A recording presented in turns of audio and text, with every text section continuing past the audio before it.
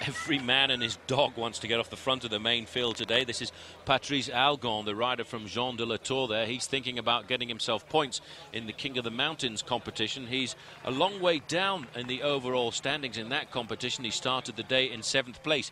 But it's on a day like this with a lot of small climbs that you can get the chance to build up your lead in that competition. The competition currently being led by Laurent Roux. David Echavarria is a very aggressive bike rider. The man here in the orange jersey of Euskaltel Euskadi, the Basque region's team, and certainly they will be almost racing on home turf today because there are huge numbers of Basque supporters have turned out for these next 3 days in the Pyrenees. Bobby Julich now is trying to ride himself back into the front of this bike race. They're not too far from making the junction with the group that contains Vinokourov. And we're not too far either with this left-hand turn from the summit of the climb. And that will be good for Stewie O'Grady. And I have to say, I always take my hat off to a man who is reputed to be a plains rider who will go on the attack. And I hope that he doesn't get caught before the summit of the climb because he'll find himself now in a pretty large group of chasers. We were almost forgetting PAOLO Bettini, who's on the lead at the moment. He was a long way up the road from the rest of the main field. He's 1:35 seconds ahead of Stuart O'Grady.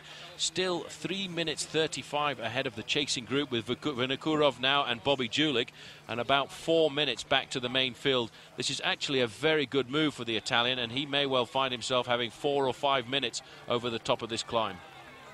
Little Bettini here, unaware of what is happening behind him, but I'll tell you the riders are really moving now as Bobby Julich, a teammate of Stuart O'Grady, will be very welcome up alongside Stuart right now, I think, and a likely man that could climb up to victory if things went well. It might even be a plan of the Crédit Agricole team. But this is the rider causing concern. He is so frisky just now, David Echevarria. He's riding his 4th Tour de France. His first was back in 1997. He didn't finish that, but he came back in 1999 and he finished 12th overall and won 2 stages. That's the only tour, in fact, he has ever completed.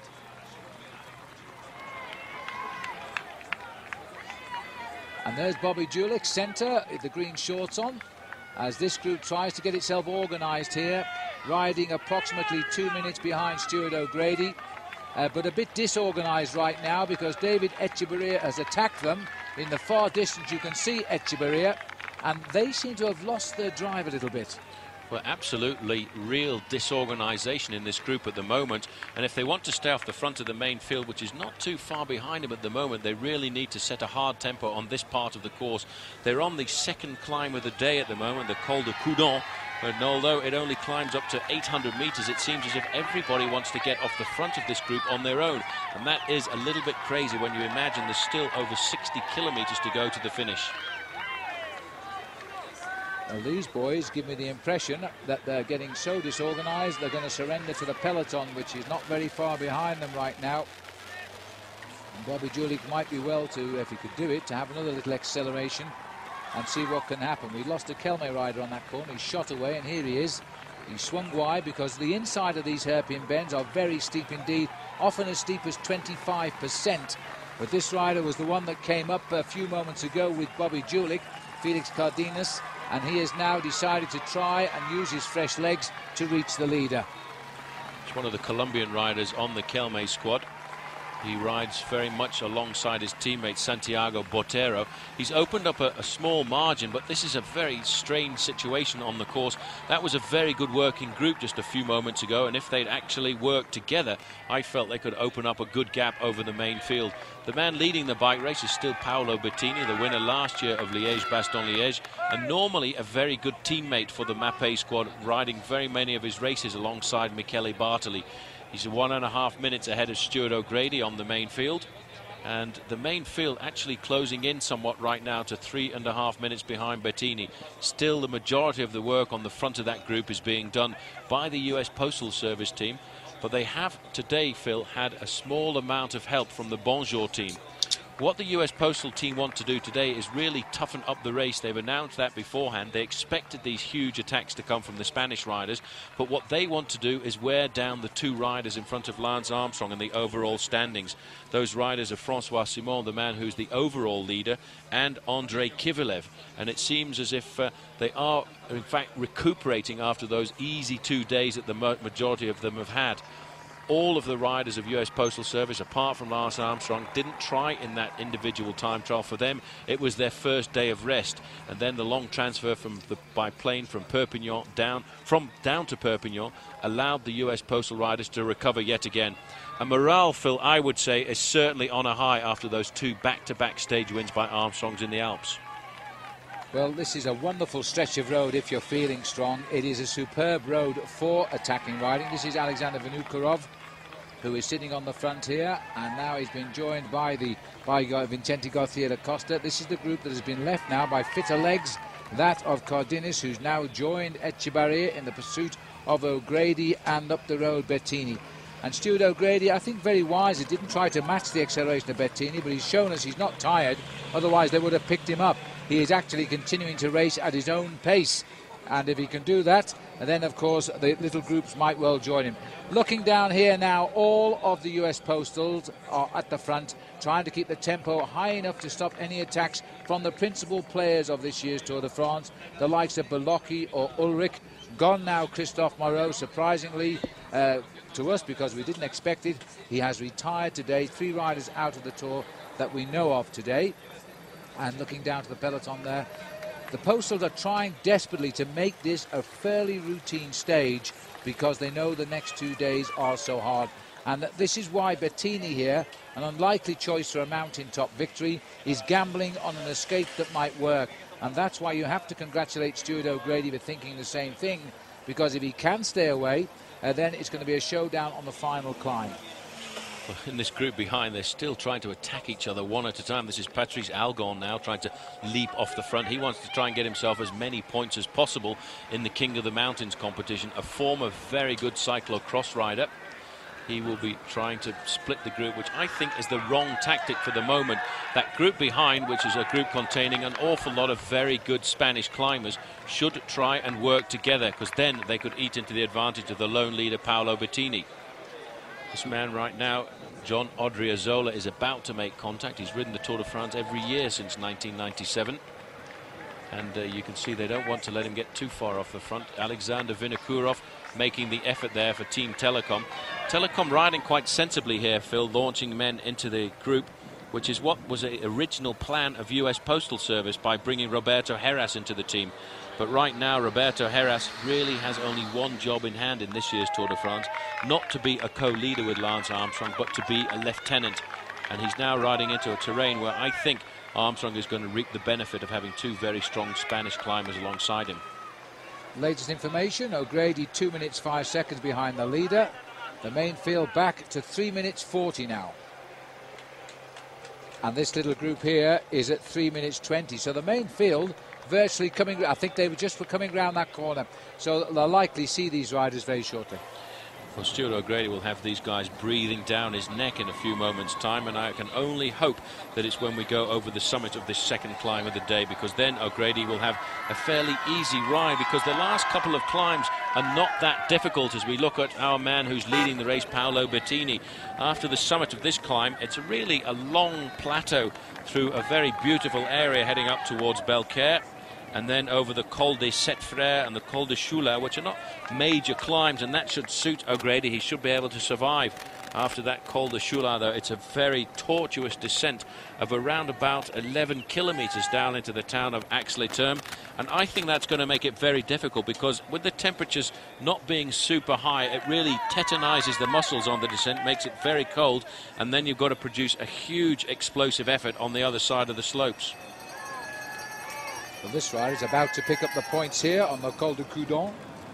Paolo Bettini, sorry about the bit of picture breakup. We'll use another camera for the moment. And here we have now CARDENAS and Etchebarria. They'll be able to speak the same language, which is the common tongue is Spanish.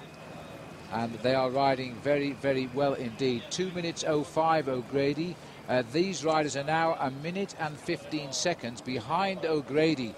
So Stuart is going to go over the top of the Col du CHIOULA in second place, and then these two will be third and fourth. Then comes the main chase behind, which they've just left at 3 minutes 40.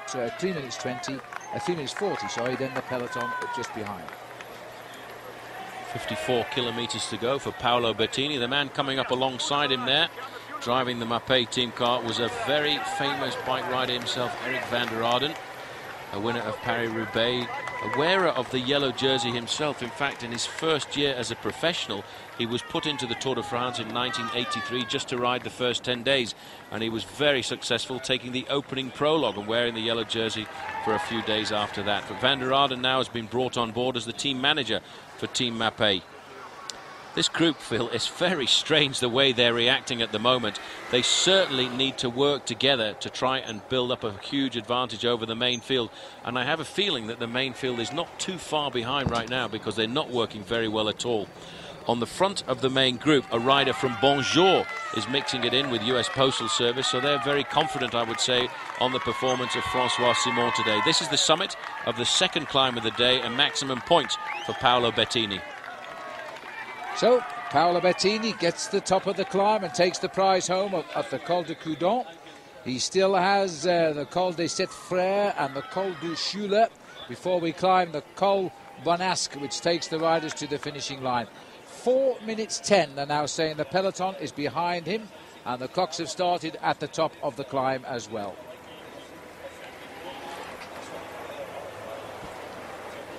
So there they are, and we're looking at the leader again, Paolo Bettini, just moments ago, across the Col de COUDONS. He gets the victory, and now starts a very short descent before he gets into BELCAIRE, and then runs over through that town, and then starts the long climb of the Col des Sept Frères. These are the two chasers that are just behind. There's the full board. How they can take all that in under effort, I'm not sure, because we have so many different groups on the road just now. These are the two chasers, which is Echeverria and CARDENAS. And then O'Grady is in front of these and about a minute and a half behind the leader, Bettini. Then the group of 6 or so that these riders left are next at around about 3 minutes 20. Then it's back to the main field, which is now timed at 4 minutes 10 seconds. So that's the spread on the climb today. And at the moment, no reason for concern for the race leader, Francois Simon. He is keeping his race lead because he started the day with 11 minutes lead over Andrei Kivilev, who's still riding alongside him in the pack, and 13 minutes over Lance Armstrong, and the same can be said there. And so at the moment, things going very much the way of Francois Simon, and he won't be complaining about that. Francois Simon will be very happy about the way the race has developed so far. He had a fairly nice day yesterday in the yellow jersey, able to go out riding with his team, but he has never been reputed as being a major climber. As we look here at the main field, a kilometre from the summit of that second climb of the day, a chance to look at the rear end of the main field. The bleach blonde hair there of Christophe Agneluto, a former winner of the Tour of Switzerland, and 1 or 2 riders from Bonjour slipping to the back of the pack. These riders here are over 4 minutes behind the lone leader, and the lone leader is Paolo Bettini. Riding back through the main field, Emmanuel Magnan finished second in a very tough sprint a couple of days ago to the summit of the climb of Serra, just outside of Liège, and there he was beaten by a storming Erik Zabel, who got his second win. There's O'Grady, the green jersey. He's just going to survive over the top of this climb. That's great. Yeah, he gets second, and that's a substantial achievement for Stuart O'Grady. He's second on a second category col in the Tour de France. Then Cardenas goes over, and then Echeverria. So they're around 2:41 and about 2:37, something like that, behind Bettini. And now Stuart's got mates for the descent, and the advantage goes back to O'Grady because he descends pretty well. Well, he's a great bike rider, Stu, and today he'll be riding alongside riders that he's not normally used to being in a breakaway situation with, because he's now currently riding with 2 climbers. In fact, there isn't much of a descent off the summit of this climb. It really turns into much of a plateau at around about 1,000 meters in altitude, 3,000 feet. But O'Grady will cooperate with these guys because he'll try and stay off the front of the main field for as long as possible. Because although the points competition gives points to the best sprinter, there are still points on the mountain stages. They're not as big as they are on the flatter stages, as we can see. In fact, the second group on the road is not very far behind O'Grady, Cardenas and Echeverria. And Algon is going to try and steal the points. He's second overall in the competition, but more importantly, It's his teammate, Laurent, who is the leader. So he would like to take most of the points away from the rest of the race. But it looks like Vinokourov is up there as well. So this is the chase group of 6. So we've now got 6, 7, 8, 9, 10 riders ahead of the peloton here. The next group we see will be the peloton as they run down towards the last 50 kilometres of the day. And they're proof that the sun is out here. As we look at the race leader, Paolo Bettini. It looks like we've given him the rough camera today because we're not getting very steady shots. But that is to do with the situation with the helicopter and the links to get the pictures live into the world. And by the world, we mean just about everywhere today for the Tour de France. As we see here now, Paolo Bettini looks very cool, Paul. He's known this situation before. He's never going to panic, is he? He won't panic at all. 50 kilometres to go for Paolo Bettini, and then a small group behind the third group on the road. In fact, the American Bobby Julich trying to change the tables and putting himself on the attack to try and ride a little higher up the overall standings than he is just now. Well, he's keeping a very nice tempo here, and he's got a 2 minutes and 37-second lead over the 3 chasers, O'Grady, Felix Cardenas and David Echevarria. The third group of 6 are now over the top at 3 minutes and 40 seconds, I think the time check is. There are so many small splits now, even our computers having difficulty in fitting them all on to the screen. But the main field, we're waiting for an update on 4 minutes and 10 seconds. They're not there yet. Stuart O'Grady now in the second group on the road at the moment, and his deficit is 2 minutes and 41 seconds behind Paolo Bettini. O'Grady really looking to try and get him some points at the intermediary sprint point, and that will come up in around about 16 kilometres time in the town of Belcaire. It's after climbing from the town of Quillon, and at the moment they're going to race over this long plateau. This is an area that Stuart O'Grady knows very well. He's ridden in the Midi Libre, a very tough bike race in the month of June just before the Dauphiné Libéré, and in fact he doesn't come too far away from here because he lives most of the year in the French town of Toulouse, and a town where a couple of years ago he almost lost his cycling career because coming out of a restaurant in the evening somebody bonked him over the head with an iron bar. It seemed as if there wasn't any problem and the injury healed quite quickly, but 3 months later there was a blood clot went up to his brain and he collapsed at the start of a small invitational race near a place outside of Brisbane called Noosa Heads.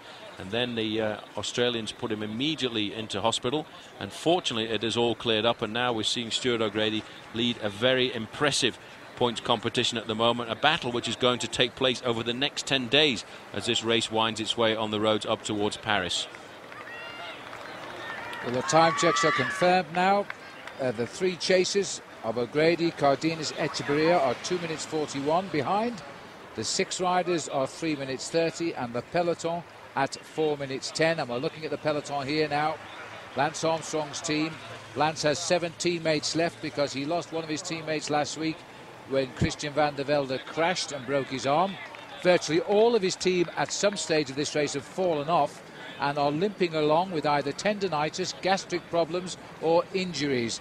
And this is what is the big concern to US Postal, is when and if, and I think it's more when, Lance Armstrong gets the lead in the Pyrenees. Can the team protect him, or are they going to be a little bit battle wounded? Still looking at the leader now as he goes along this little bit of a flat road before the hills start again. Paolo Bettini, as he stretches his lead a little bit. He's 2 3/4 minutes ahead of the chasing trio, 3.5 ahead of 6, 4 minutes 10 ahead of the peloton. There's his face, and it looks pretty cool right now. Well, MAPEI have always wanted to win a major stage race. They've been the world #1 team, but they've never had a big victory in a stage race, and they don't get that many big stage victories in stage races either, which is ironic because they dominate the World Cup events, which are the big single-day events. But now Bettini has taken a huge gamble here, shedding O'Grady on the climb of the Col du COUDONS and gambling on a long ride to the finish alone. It's a very brave decision, and those 3 riders behind climb better than he does. Well, 2 of them do anyway, and there are still some very nasty climbs to come. He's got around 30 kilometres of basically what is false flat, and then he plunges down into the town of Aix-les-Thermes. And then if he's got 3 or 4 minutes advantage, he will hope to survive on that big climb up to the summit of the Plateau de Bonasque. In fact, MAPEI signing up Stefano Garzelli during the winter months because they felt that that would be their greatest chance of getting themselves a win in a Grand Tour. Well, it didn't work in the Giro d'Italia because, in fact, Garzelli had to abandon because of a bronchial problem, and he was then coming forward here to the Tour de France, and he's really a long way down in the overall standings, Phil, although he did put a pretty impressive ride in the individual time trial up that mountain a couple of days ago. He lies 17th overall, 26 minutes behind, and that is around about 13 minutes behind Lance Armstrong. But for MAPEI, the important thing is to try and get themselves a stage victory. They've always got individual stage wins at the Tour de France with Tom Steels, and their sprinter now has had to abandon this race. And today they're gambling on a move like this, on a stage where a lot of the main leaders are probably going to mark each other out, because tomorrow's stage up to Plat d'Aix is certainly going to be a very difficult one, with some huge mountain climbs along the race route. They'll have to go over the Col de Porte d'Aspet, the Col de Monte, the Col de Portillon before then, over the Persaud, the Col de Val-Louron, and then finally dragging their backsides up the Saint-Lary and the Plat d'Aix. It's a very long, tough day in the saddle, and I think that is the day when we will see Francois Simon get blown away from the yellow jersey position, because although at the moment he's riding an unbelievable race on courage, courage doesn't make you into a climber. No, it doesn't. You just have to suffer. Well, we're able now to update you on the Dutch rider Bram de Groot.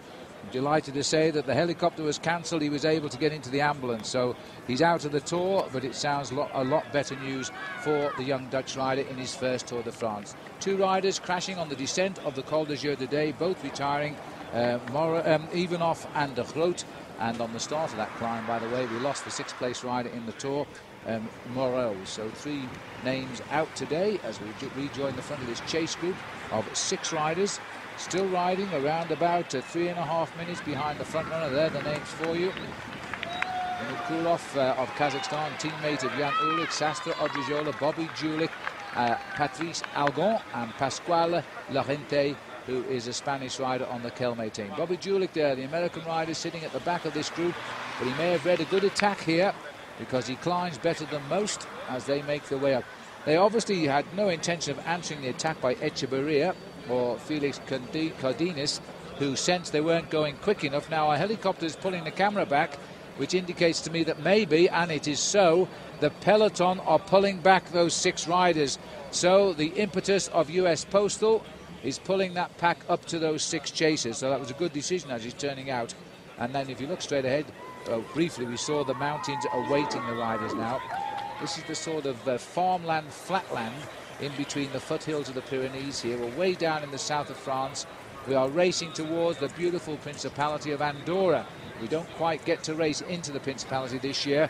We stop short by about 40 kilometres at the lovely little thermal town of Aix-les-Thermes. This is Bettini then, following a lone trail, heading towards the Pyrenees. Still 3 climbs to come, including the one up to the finish, and that might yet be his downfall today. This is a good move, I think. I think it's a good move by Bettini to leave Stuart O'Grady behind. If he'd waited for the Aussie, he would have lost a fair amount of time. This group behind, containing Bolly Jubilik, has now decided to sit up and turn off the pressure. They will very shortly, as that motorbike goes past rather dangerously there, be back in the main field. Bobby Julich had climbed as high as 3rd overall in the Tour de France, but he's now slumped down to 30th. And there's a small counterattack going off the front here. This looks very much like the big, powerful Banesto rider. I think it is Odriozola who's the man who's decided to try and fly the coupe. A good move by him. In fact, this is a smart move just now, just at the moment when it all comes back together, to try and leap off the front. But he's still got to make about 1.5 minutes to catch the group in front of Stuart O'Grady, Echevarria and Cardenas. Well, it's always a risk, but he's trying it. And a good time to attack, because when the field pick up chasers, they think, oh no, not another one, we can't chase him as well, and they tend to turn off for a little while. So there's always a chance he might have outwitted the peloton, but he's leaving himself 46 kilometres still to race, including the climbs to come. Now the last climb we think is quite difficult, and we'd never seen it before this morning, before we drove up here. We stopped in Aix-les-Thermes last night, and we didn't, because the rain was torrential. It took a brave man to run from the car to the restaurant, so we certainly weren't going to bother to go up the 11-kilometre climb in nil visibility. But you won't believe, I can't ever overemphasize how this weather has changed from what was nil visibility and heavy rain this morning, and everybody wearing overcoats and mufflers and umbrellas. They're now literally stripping off, and they're all basking in what is an incredibly hot afternoon here on the summit. And that's how the weather changes in the Pyrenees. And so the riders now racing towards the Plateau de Bonasque in excellent conditions. This is Vyacheslav Yekimov, the Olympic time trial champion. He took his title in Sydney at the Olympic Games last year. He's done it before when he also won a medal in Moscow in 1980, but a gold medal at that. There's the yellow jersey, Francois Simon, the youngest of the Simon brothers, the only one still racing. But when he retires, he can hold his head up high in the family now, because his three elder brothers have either worn the yellow jersey or won stages in the Tour de France. Now he can stand proudly alongside them. Well, there's a crash at the moment. Laurent Brochard just crashed. There he is. Just happened in the back of the peloton. He looks okay. His teammates spotted him, and now he'll get back on his bike and all is well. But that was a bit of a shock. Touch of wheels, and his teammate going to pick him up, and as the vehicles haven't passed him, he's straight back into the field. What I was about to say, Paul, was that we're approaching the sprint now at Belcaire, and this is going to be an important one for O'Grady to get second place. More points for that green jersey. I don't think any of those guys are going to outwit O'Grady when it comes down to the sprint for second place. Maximum points are going to go to this man, Paolo Bettini. We've covered 130 kilometres when we come to that point, and that will then give O'Grady a few more points, which is certainly something which is exceptionally important to him. After this town, the race will then start to kick up once again, and we'll see whether O'Grady can rival this pacemaking of the two climbers who he's with. Well, there's the crowd enjoying the sunshine now as we approach the hills again, because after Belcaire, it's straight on to the Col des Frères now. The rider, there's the col in the distance. We'll climb over that little ridge. But this is important for Stuart O'Grady now, and he's done well to stay away. Now, it should be a formality for O'Grady to beat these two in a sprint, because they're specialist climbers. And this is a chance to get 4 very important points for that green jersey competition. He needs to watch out for David Echavarria, who himself is a pretty impressive sprinter, but I don't think he'll want to dig too deep into his reserves at a sprint point like this, because Echavarria is thinking more about making himself get to the finish line in first position. They're hoping to work together as a trio to try and pull back that time on the lone leader, Paolo Bettini. You can see in the main field, it's always very dangerous, as we saw a few moments ago with that crash of Laurent Brochard, especially in these crosswind situations. A touch of wheels and it's very easy to go down. But for Brochard, it really wasn't that bad of a crash. US Postal all on the front of the main field. And today I would think very happy with the help coming from Bonjour. Still timed at 3 minutes 47, the peloton. This is the all-important sprint for O'Grady now, and he's going to have to lead it out, I think. Watch David Echevarria. We don't expect Cardenas to do much about it, but they may well have said we're not going to bother, because they need each other here. This is O'Grady's territory. They've no interest in that green jersey competition. They're far too far behind. So they said to O'Grady, look, we're not going to waste your energy or ours. Take the 4 points. We don't need them. I think that's what's happened, Paul. Absolutely. They're quite happy, I think, with the fact that Stuart O'Grady has continued to work with these riders over the flat part of this course. They know he's not going to be a danger when it comes up to the final climb of the day, so they've allowed him to take the maximum points there. That's a little thing that's happened and organised itself out on the course. And for Stuart O'Grady, that will extend his lead now in the sprint competition to 14 points over Erik Zabel. And that, at the end of the day, could be very important. A couple of years ago, I remember the result of that sprint competition going down to the very final sprint of the Tour de France. And Sean Kelly was trying to make it a 5th win. And on that occasion, it went to Frank Hoster, who actually finished just in front of Kelly in the sprint. 5 kilometres of climbing ahead now as we climb the Col de Frères. Paolo Bettini is on the road, and they've just confirmed the result there. Bettini, O'Grady and Cardenas in that order at the sprint. Look at this, Phil immediately went through the sprint point there. Stuart O'Grady has decided to let the two climbers carry on. His day is done. He's got himself 4 points, in a pretty hard way to get yourself 4 points in the Tour de France. And O'Grady now, I think, will just ride sensibly over the next two climbs and try and survive on the slopes of the final climb of the day. He's not too worried. He realizes he's not going to win the stage right now.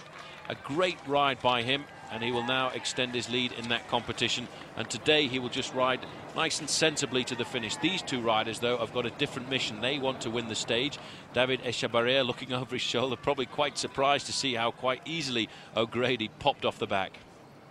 Inside 1 kilometre to the summit of the Col des Sept Frères for Paolo Bettini, and he then, after the summit of this climb, has got a fair amount of false flat again before kicking up to the summit of the Col du Chioula. So this man may well go over the summit of the Col du Chioula with around about a minute advantage over the two chasers, who really are not eating into his lead at all, Phil. And interestingly enough, the Spanish riders haven't really gone out onto the attack as much as I thought they would. This has been quite a hard stage, buffeted by a lot of wind, and I think the riders will be quite satisfied with the wind today because it has blown away all of the clouds. And in fact, something you mentioned earlier about the snow over the mountains in front of us, it is actually disappearing with the sun that is absolutely glorious here, and everybody from the start this morning wrapped up in huge weatherproof coats and now stripped down almost into just t-shirts. I have to say, I've never knowingly known that before in 29 tours. But watching the mountain these past 2 hours, they've gone from white to green. So even at the height, we're looking up the mountain, by the way. We're not quite at the height here on the Plateau de Bonascar. But the actual snow is melting in the hot sun even higher up, which is a good news omen, I think, for the riders for tomorrow and the next day, when we go to the Plat d'Aix mountain, high above the beautiful Pyrenean town of Saint-Lary-Soulan. And then the next day, Luz-Ardidon, where we're high above the town of Luz-Saint-Savieux. So those are two real serious mountains, believe me. Well, these two chasers right now have certainly done nothing at all to eat into the advantage Paolo Bettini. And Bettini will gain morale from this at the moment. He's riding a very sensible race. Now the lone leader will ride at a tempo well below his maximum. He will ride at probably 85 or 90% of his maximum just to keep himself going along at a fairly steady tempo, and he will try and save something for the final climb of the day. A small attack coming off the front of the main field right now. This is Sebastien DEMARBAIX, a Belgian rider on the AG2R team. He's trying to get some liberty from the group, which is being led by US Postal, but maximum points at the summit of the Col des Sept Frères for Paolo Bettini.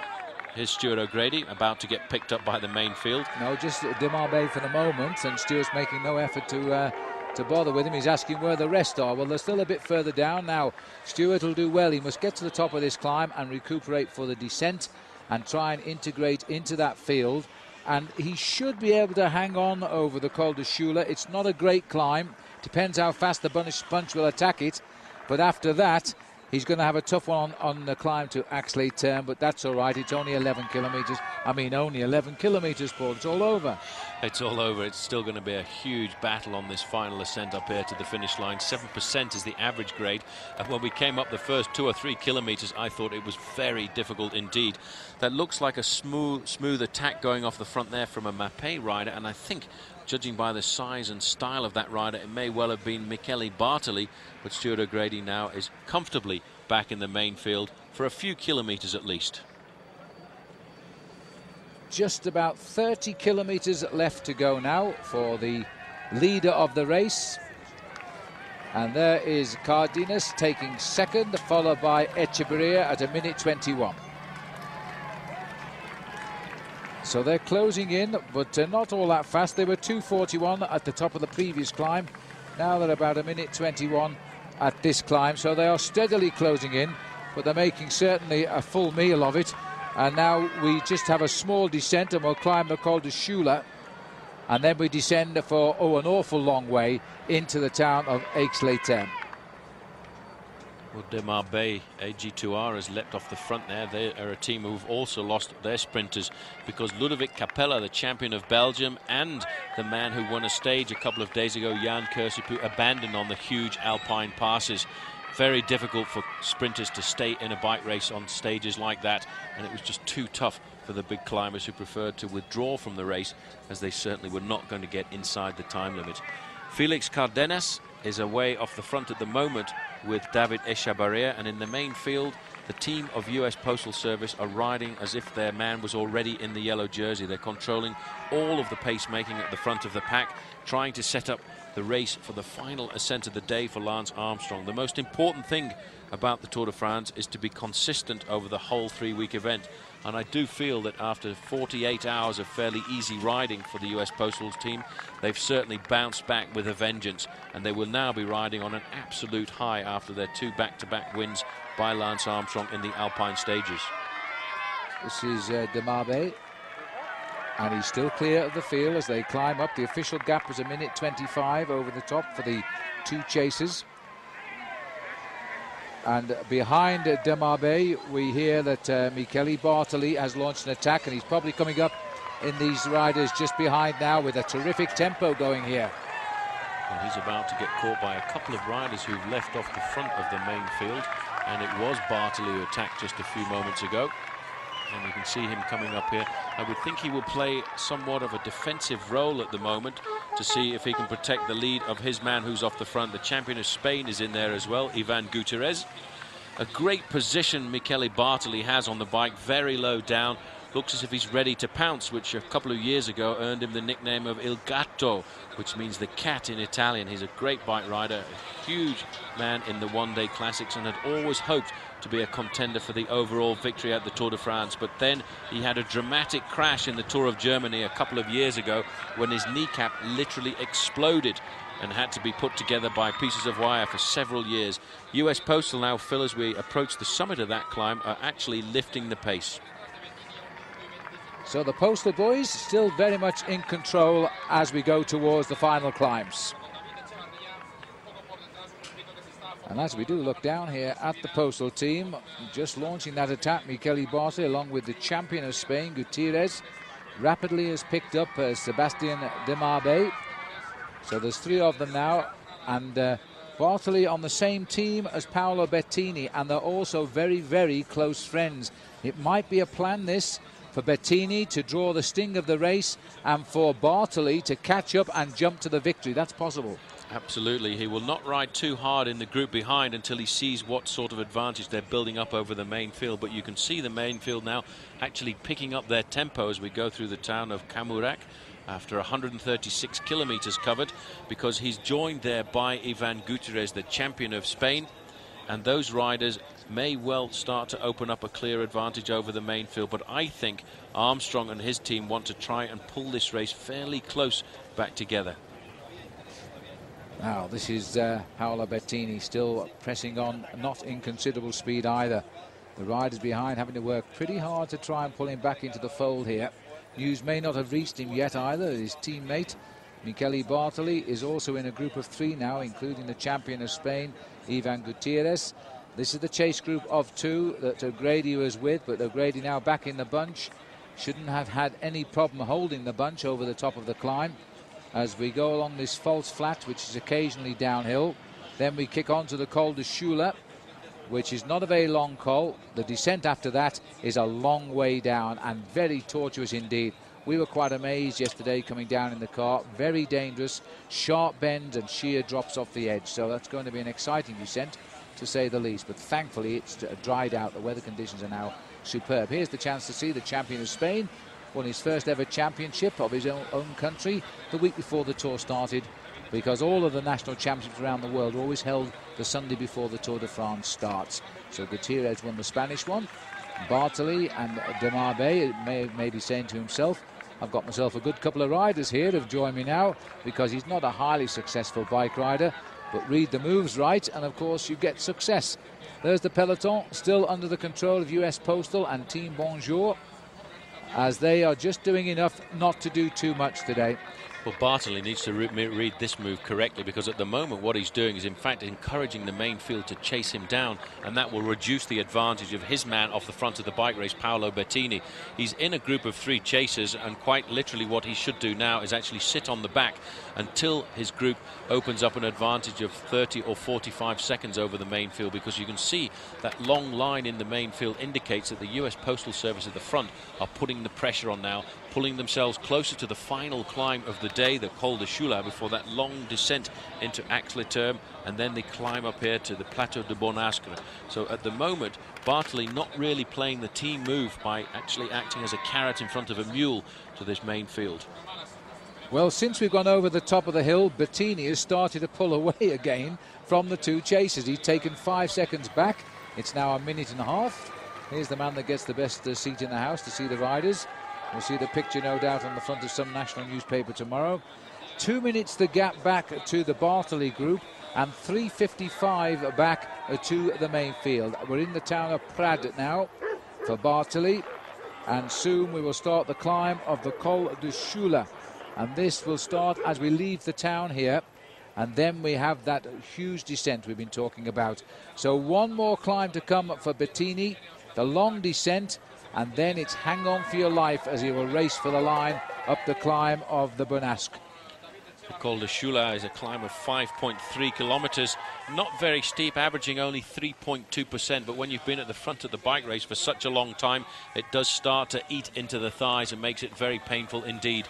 The situation on the road is still looking very good for Paolo Bettini, but when he sees this climb up to the summit of the Château de Bon-Sacre, it's going to really below his morale, because it is a difficult climb over the first 3 or 4 kilometers, and he could find himself rapidly losing most of his advantage. The two chasers are still hovering behind him, David Echevarria and Felix Cardenas. It's looking pretty good for the Colombian. Paolo Bettini is coming onto the slopes now of this climb, the COL DU CHIOULA, and he is just trying to conserve as much of his advantage as possible. It's very strange to know that his teammate Michele Bartoli is riding behind him in a group containing Ivan Gutierrez, the champion of Spain, and Sebastien DEMARBAIX, the French rider, the Belgian rider on the French AG2R team. But at the moment, it appears to me as if the main field is starting to lift their pace quite dramatically. They want to try and pull it back to a reasonable amount of time, probably for the attempt at Lance Armstrong to get as much time back on the two men in front of him in the overall standings. I think both Francois Simon and Andrei Kovalev realize that one day or another Armstrong is going to leap over them in the overall standings. The only hope that the Frenchman has right now is to conserve as much time as possible over the next couple of days. But tomorrow's stage of the Pyrenees is absolutely remarkable. There are so many huge climbs that these riders are going to have to drag their bodies over, and the climb up to the finish of Plat d'Adet is unbelievable, climbing from 800 meters of the small town in Saint-Lary-Soulan in the bottom of the valley to Saint-Lary-Soulan Plat d'Adet at the top is 1,600 meters in climbing. It's quite remarkable, and they've also along the way got 4 first category climbs, and that should break a few legs almost certainly. At the moment though, it's looking as if they've taken a back seat when I thought that Armstrong would go out on the attack very heavily on the first Pyrenean stages, but he may well have calculated that he can take the lead tomorrow, and that will help his team to try and recover after their very first difficult 10 days of racing. 25 kilometers to go for the finish for the two chasers, and that's around about 5 kilometers now to the summit of this penultimate climb of the day, the COL DU CHIOULA. And I tell you one thing, the descent off this climb is absolutely tortuous, going down into the valley of the very pretty little thermal town of Aix-les-Thermes. Echevarria in his orange jersey of Euskaltel-Euskadi, a second place finish for him so far in the Tour de France, and that stage finish was on the road into Aix-les-Bains. He was attacked on the run-in towards the finish by Sergei Ivanov, and Ivanov very smartly holding off the return of that group. 140 kilometers covered for the main field right now as they go through the town of Prades, 5.5 kilometers to the summit. Well, around about 31 kilometers still to go to the finish for these riders, and on the front of the main field, it's still all of the US Postal Service setting the tempo, and they are slowly but surely pulling back the lone leader, Paolo Bettini. Bettini still holding on to a slight advantage over the main chasers, Echevarria and Felix Cardenas, around about a minute and 15 behind him right now. Over the summit of this final climb before the descent down into Axles-les-Thermes, he will face 20 kilometers of riding, and he won't lose too much time on the descent, but they may well catch him, Phil, over the first couple of kilometers of that final climb. Well, there we are. Bettini now is trying to run for gold, and it will be a tremendous stage victory for him. But somehow it is a steep climb up to the finish. It starts very steeply, it gets a little bit easier halfway up, and then kicks again up to the finish. It'll be a tough call because he's been out in front now from the 70th kilometre of the race. We are just 15 miles or 24 kilometres from the finish. You can see now that he's starting to be somewhat fatigued. His pedaling action not as fluid as it was just a few moments below. The top half of his body starting to roll as he tries to keep that big gear ticking over, and in comparison to that, we've got the two little climbers who are chasing him, who are looking still quite punchy, still got a lot of energy in their pedaling action. The Colombian rider Felix Cardenas must be certainly thinking about the possibility of a Colombian stage victory today, and this is the terrain of the Spanish and Colombian riders once we go into these very difficult Pyrenean climbs. But he's going to have to try and outfox David Echevarria, a very talented rider who's capable of performing on all kinds of terrains.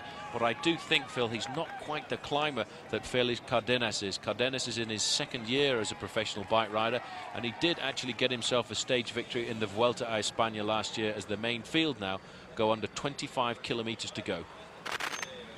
The gap is coming down. 1:05 now. It is the two leaders from the front man. And so I don't think they're going to contact him on the descent, because I think the advantage goes back to Bettini once we get over the top of the CHIOULA and start the long twist down. They're going to have to catch him on the lower slopes and before the finish of the actual climb itself. 2.5 minutes back to the next group on the road, which is the Bartoli group of 3, and then 3:55 back to this big peloton, which is still being dominated by the US Postal Team. Here he is, Paolo Bettini. He's had a wonderful career as a classic winner, won Liège-Bastogne-Liège last year. And the first thing he did was pick up the telephone when he was just minutes after crossing the line and ring Michele Bartoli to tell him he'd won, because the previous year Bartoli was the winner, and that's his mate. And Bartoli hadn't been able to ride that Liège-Bastogne-Liège because he was still coming back from that dramatic crash which saw his kneecap absolutely blown into smithereens. It was locked together by pieces of wire, and after that he made a long, hard comeback. In fact, the week before, or 2 weeks before that Liège-Bastogne-Liège, he'd taken part in the Tour of Flanders, where he thought he'd be the leader of the team, and his morale took a serious bending when he was blown to pieces on one or two of the cobble climbs leading up towards the finish. Back to the USP boys as they continue. They've looked like a very good, strong team today, well capable of handling the affair when Lance Armstrong takes yellow. Tomorrow is the day that Armstrong is expected to attack like he did it in the Alps. But again, it may be on the final climb of the Plat d'Aix. It is a long, long climb to the dizzy heights of the Pyrenees tomorrow for the big finish. And many of the spectators will make the journey to the top by ski lift, which will be operating for all of the people to go right to the top to watch the finish of the Tour, because it is quite likely, this road is pretty narrow up there, the police will stop all vehicles going up very early tomorrow morning. This again is Paolo Bettini. He's now 27 years of age, and this year only 2 wins to his credit, both coming as stage wins in the Tour of Langkawi. I was there in Malaysia with him, and one of the few races he wins in a bunch sprint was one of those stages he got up there. And he battled it out with his teammate Paolo Lanfranchi for the final yellow jersey, and it went to Lanfranchi, and Bettini winning second place overall on the classification. 2 chasers now on the final few kilometers of the COL DU CHIOULA. Not a huge climb itself, but the one that they will be facing up to the finish line really is. It's a complete distance of 9.5 kilometers with an average gradient of 7.2%, and that is a very difficult gradient. But I would say the first couple of kilometers are the worst, at an average of around about 10%. Then we must almost certainly see an attack coming from the Spaniard here, in the Colombian in the green and white Spanish team of Kelme. And at the front of the race, Phil, it looks now as if Paolo Bettini really is starting to suffer. And it's been a very long, hard breakaway for him, because although the weather looks absolutely magnificent, there's been a very strong wind on this race since the start in Perpignan this morning.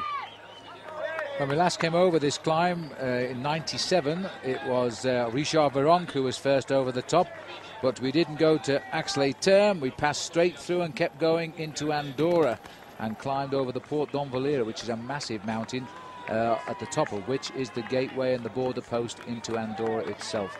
And then the race carried on down to Arcalis, and that was where Jan Ullrich ripped them apart. Very important day for Jan Ullrich. He was still working for his team leader at the time, Bjarne Riis, and he saw that Bjarne Riis was absolutely suffering, and he decided then to try and go ahead, and he won the Tour de France himself. But this today has been a very difficult ride for these men, moving away from the Mediterranean coast. They were riding for 166 kilometers on today's stage.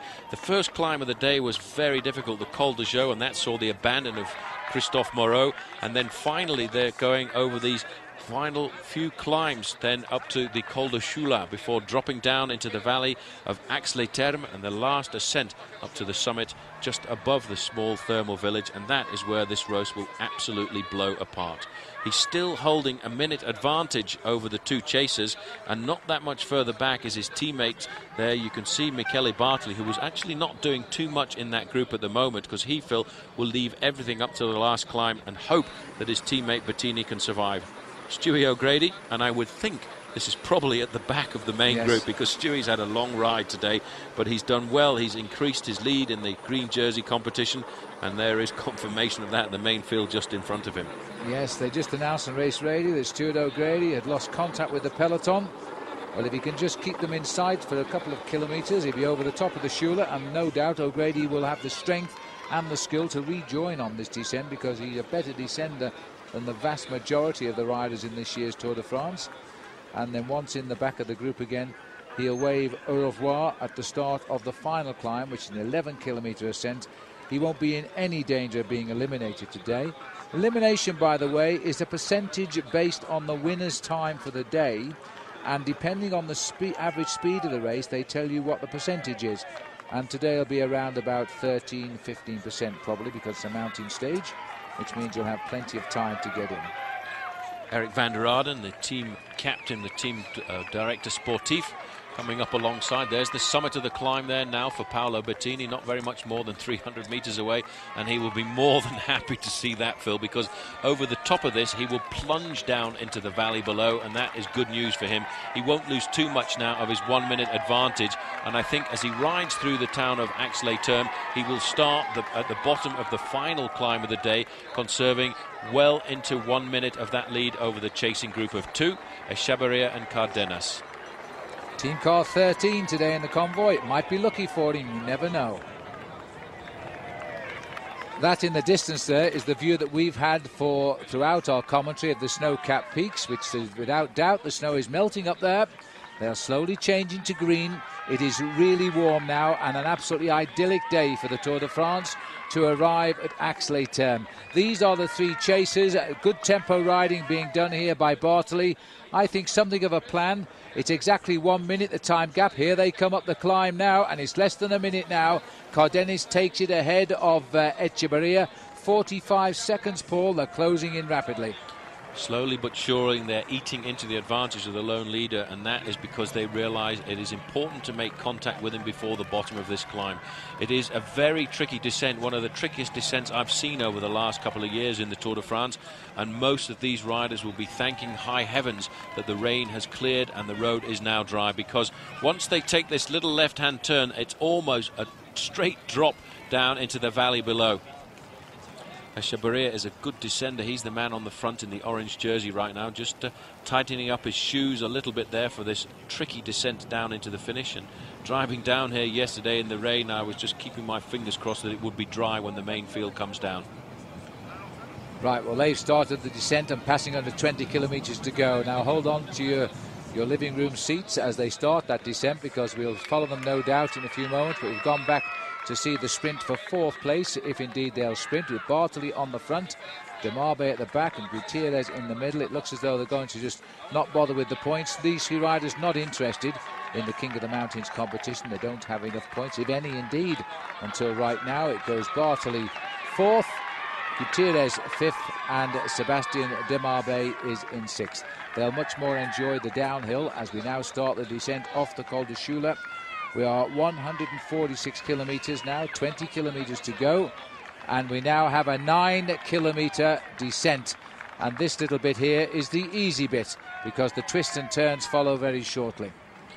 The main field are just inside 1 kilometre to go to the summit of the Col du CHIOULA now, which puts them around about 1.5 minutes behind the group of Michele Bartoli and Ivan Gutierrez. There is confirmation of the time of the 2 chasers, just 46 seconds, but he should conserve most of that on the descent, because they're not going to go down there very much faster than he is. It's still on the front of the main field, the blue jerseys of US Postal Service. They've done a great job today, Phil, and it just goes to show how a team can bounce back in their morale after 2 wins by Armstrong. They must be feeling very confident now. There we are, 17 kilometres to go, and now Paolo Bettini is piling the pressure on. Well, let's hope he knows about this descent, because he's going to come round corners like the one in front now, and there's some very nasty surprises as they make their way. They'll road hairpin back, but right now, Paul, this guy is jumping out of the saddle. He's getting maximum, and I think he'll pull away from the other 2 at this point. Well, he's a good descender, a very acrobatic rider. When you can ride in bunch sprints, you certainly can go downhill very fast. There is the main field, 3.5 minutes behind the lone leader, Bettini, and in between 2 other groups, a group of 2 with Echeverria and Cardenas, then a group of 3 with Ivan Gutierrez, Michele Bartoli and Sebastien DEMARBAIX. But this is what it looks like, descending off the top of some of these peaks in the Pyrenees. It is a daredevil descent to stay off the front of the main field right now for Paolo Bettini. We're looking at the descending style here of the man in front now. He's just gone down so quickly, he can't get any more speed out of the bike, so he's using his streamlining to try and lift it that little bit. Situation over the top, Bettini went over the top of the Col du CHIOULA, 48 seconds ahead of Cardenas, Echeverria and Bartoli. 2 minutes 2, Bartoli led over with the other 2 chasers, and at 3 minutes 35 seconds confirmed for the peloton over the top of the Col du CHIOULA. Now, I think for the moment at least the advantage will go back to the leader, because quite clearly Cardenas doesn't like descending, and this is not a good descent if you don't like descending. This is the easy bit now, but watch out for the curlies. They're not very far away. Now, for all you youngsters learning to descend, watch how these guys go round corners. You will see they'll push their bike into the corner and use their body to counterbalance it and try and stay upright. Very low aerodynamic position there for this man at the front, Paolo Bettini, in the straights. This is something you shouldn't try until you're exceptionally good at bike handling. That's a very dangerous maneuver which many of the professionals adopt to try and pick up as much speed as possible. Very much like the kind of position a downhill skier will adopt, keeping themselves as low as possible over the front end of the machine, but it is a dangerous thing to do.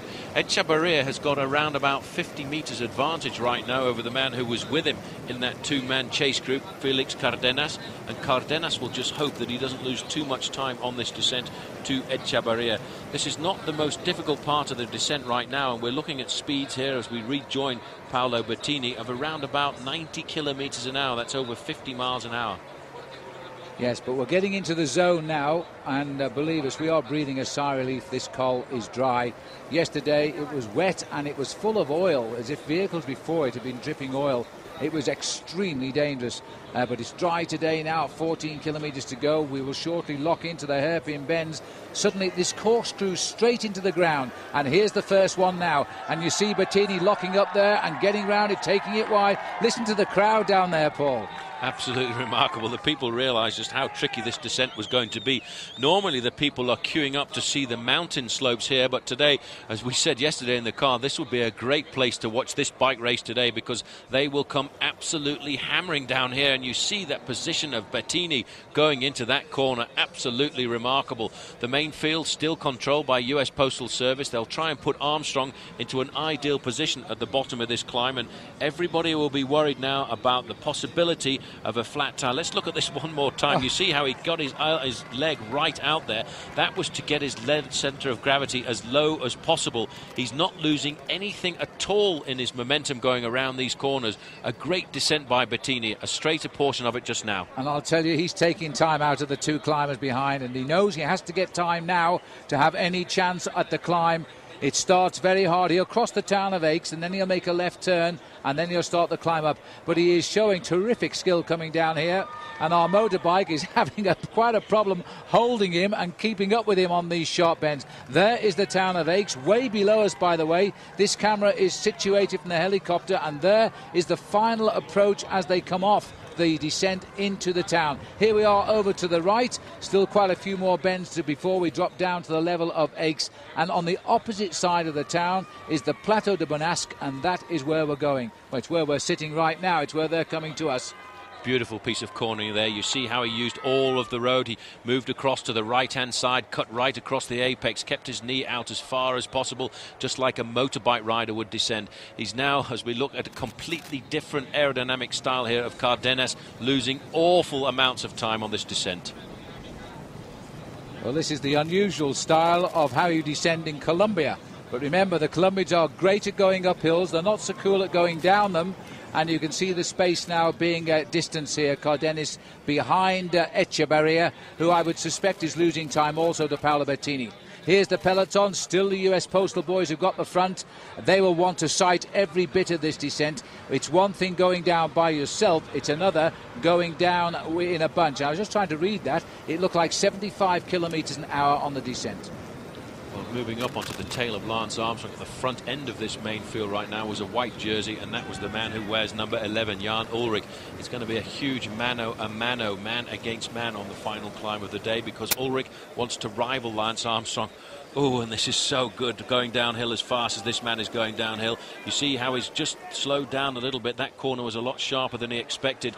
Bear in mind that many of these riders, when they come down some of these mountain descents, have never seen them before in their lives, especially a lot of these riders. Bettini now, as soon as he can, picks up to maximum speed, but this is a very tricky descent. It's also very difficult, Phil, on the eyes going out of the bright sunlight into the dark shaded area, and it can cause you to actually miss time and misalign your approach into a corner. Well, it's not always we get a chance here to see the Tour de France at this position with a camera bike that's right up behind. This is a sharp bend under the bridge there. That is the entrance to Aix now, and that was the corner I feared most for the riders when we came down by car, but Paolo Bettini has shot through it as if he'd never noticed. Across the city square now, there's the roundabout. We keep to the right and we continue to course across Aix-les-Thermes. The left turn, by the way, there took you straight through to Andorra, which is another country 45 kilometres away. So just as well Paolo Bettini went straight on. And now he'll turn left at the next junction and start the climb up towards the finish. Here he is now crossing Aix-les-Thermes. Probably his hotel on the right there tonight as he still drives on. But this is a wonderful piece of descending by Paolo Bettini. And absolutely don't bother looking round, Paolo. You're pulling away at the moment because the other two behind have split up. CARDENAS hasn't enjoyed the descent at all. There's the left turn now. Absolutely massive crowd here in this beautiful Pyrenean town. And now he will start the bend down to the right and the climb will begin. It's been a very fast descent. I didn't expect him to go off the mountain quite that quickly, but in a few moments time it will kick upwards and the pain will creep into those thighs of his. I wonder if he can survive. The red-topped roofs of Aix-les-Thermes, and in it now the leader of the Tour de France today, and here he is. He's about to say goodbye as fast as possible. You'll catch the name of Jar, there it is, on the road. There the man the French want to win today. He doesn't live very far away. But at the moment they're seeing Paolo Bettini of Italy on the lead with 9 kilometres to go. Well, look at this crowd, it's absolutely remarkable. The road was closed down pretty early this morning, so the majority of these people actually had to walk up to the summit of this mountain here. This man now has only got to try and survive, but I don't think he will, because Felix Cardenas, the Colombian rider, is an exceptional climber. At the moment, the race situation is Bettini, followed by a lone chaser, Echevarria, followed by another lone chaser, Felix Cardenas, and then 3 men containing his own teammate, Michele Bartoli. The main field are still around about 4 minutes behind. This is Cardenas in the streets of the town now. He's got his helmet off right now. The team car will come up alongside. Many of these riders not wanting to wear their team helmets in the mountains, because although it is very dangerous on the descents, it is also very hot when you go uphill. And he now has not got to go down any more mountains in today's stage. He has only got to do one thing, and that is ride uphill. You can just see David Echavarria a little further up the road here, and very shortly I would expect Echavarria to be caught by the flying Colombian Cardenas, who at the moment is only about 5 or 10 seconds behind him. This is a huge effort for these two riders. This is their big day here. A winner in Saint-Flour and Pau in the past in the Tour de France. Echavarria knows what it's like to win. Cardenas has never had such an honour, and he is the best climber in the best position now, and this will be a great reward for the Kelme team, because one of their best riders not here this year, Javier Ochoa, he won a stage of the Tour de France last year, and there's been a crash there, and that was beyond the descent. One rider is down, and he's in the shadows, unfortunately, but it looks like a Cofidis rider has overshot that corner on the way down. There's a rider on the ground there too who's being helped up by one of the spectators there, and this is how it is. Oh! That's a very nasty crash. He actually couldn't control himself. The rider in front of him went down, and he went right over the top. And the rider who they're saying has gone down is number 67. That is Kurt van der Wouwer of Lotto. Very nasty fall, but he looks okay. But I was very afraid there. He'd gone over the handlebars and into that wall with his head. But he sat down there. The cars are now arriving, and the doctor is there, Gerard Porte, this man who is one of the brilliant doctors who understands the wants of cyclists to carry on. He'll check them out first before he allows them to remount, as we swing back up to the leaders now. And this is Paolo Bettini on the lower slopes of the climb up towards the finish, holding his rhythm nicely. All he can do is hang on and pedal and hope that Cardenas or Echavarria, and here's Cardenas coming up on Echavarria. David can go downhill pretty quick, but Felix says, I can climb better than you, and he's coming back up alongside the Spaniard now.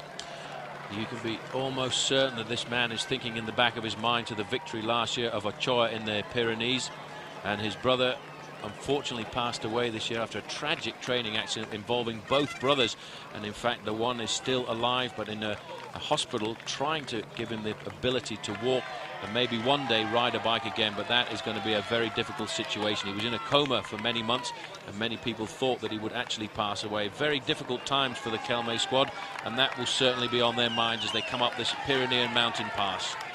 Now, here we have then the Kelme rider, Felix Cardenas, who is a Colombian, comes up behind the Basque rider, David Echavarria. Watch out for the flags now. You'll see them, the red flags with a white cross on. They are the flags of the Basque country, and they are avid supporters of the Spanish riders. And you bet your life you'll see those flags before the summit today, because they've come across the border in tens of thousands.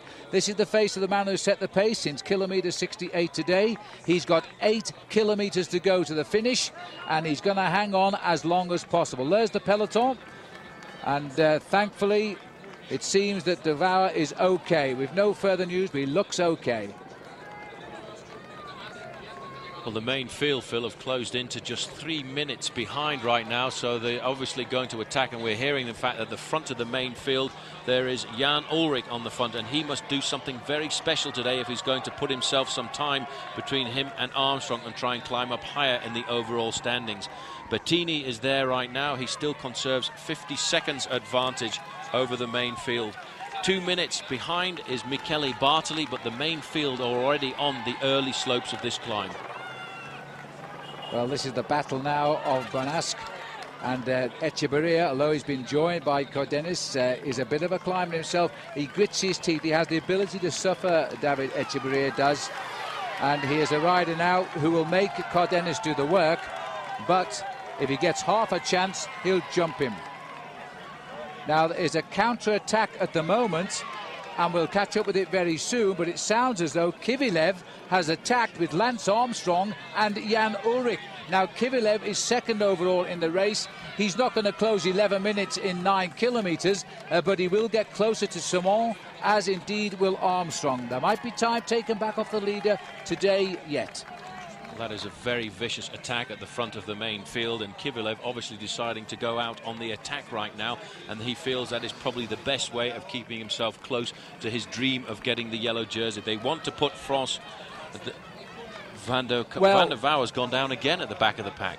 Can you believe that? He's remounted and he's crashed again. Kurt Van der Vaart, no further news on that other than the fact he has fallen again trying to rejoin the peloton.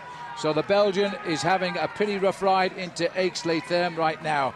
This is the counter-attack. Armstrong, Ulrich, Kovalev. Off goes the cap from Armstrong now. This is showdown time between the top two in the Tour de France last year, as now Ulrich is trying to get time on Armstrong, but Armstrong was ready for the attack. This is huge now. This is a big attack. The man who's got to try and resist is the man in the red and white jersey behind. He's second in the overall standings, Andrei Kovalev, but just look at Armstrong and Ulrich. Man against man. Well, there they are. This is a superb attack coming from Ulrich. In fact, Armstrong was vigilant. He spotted it and joined him.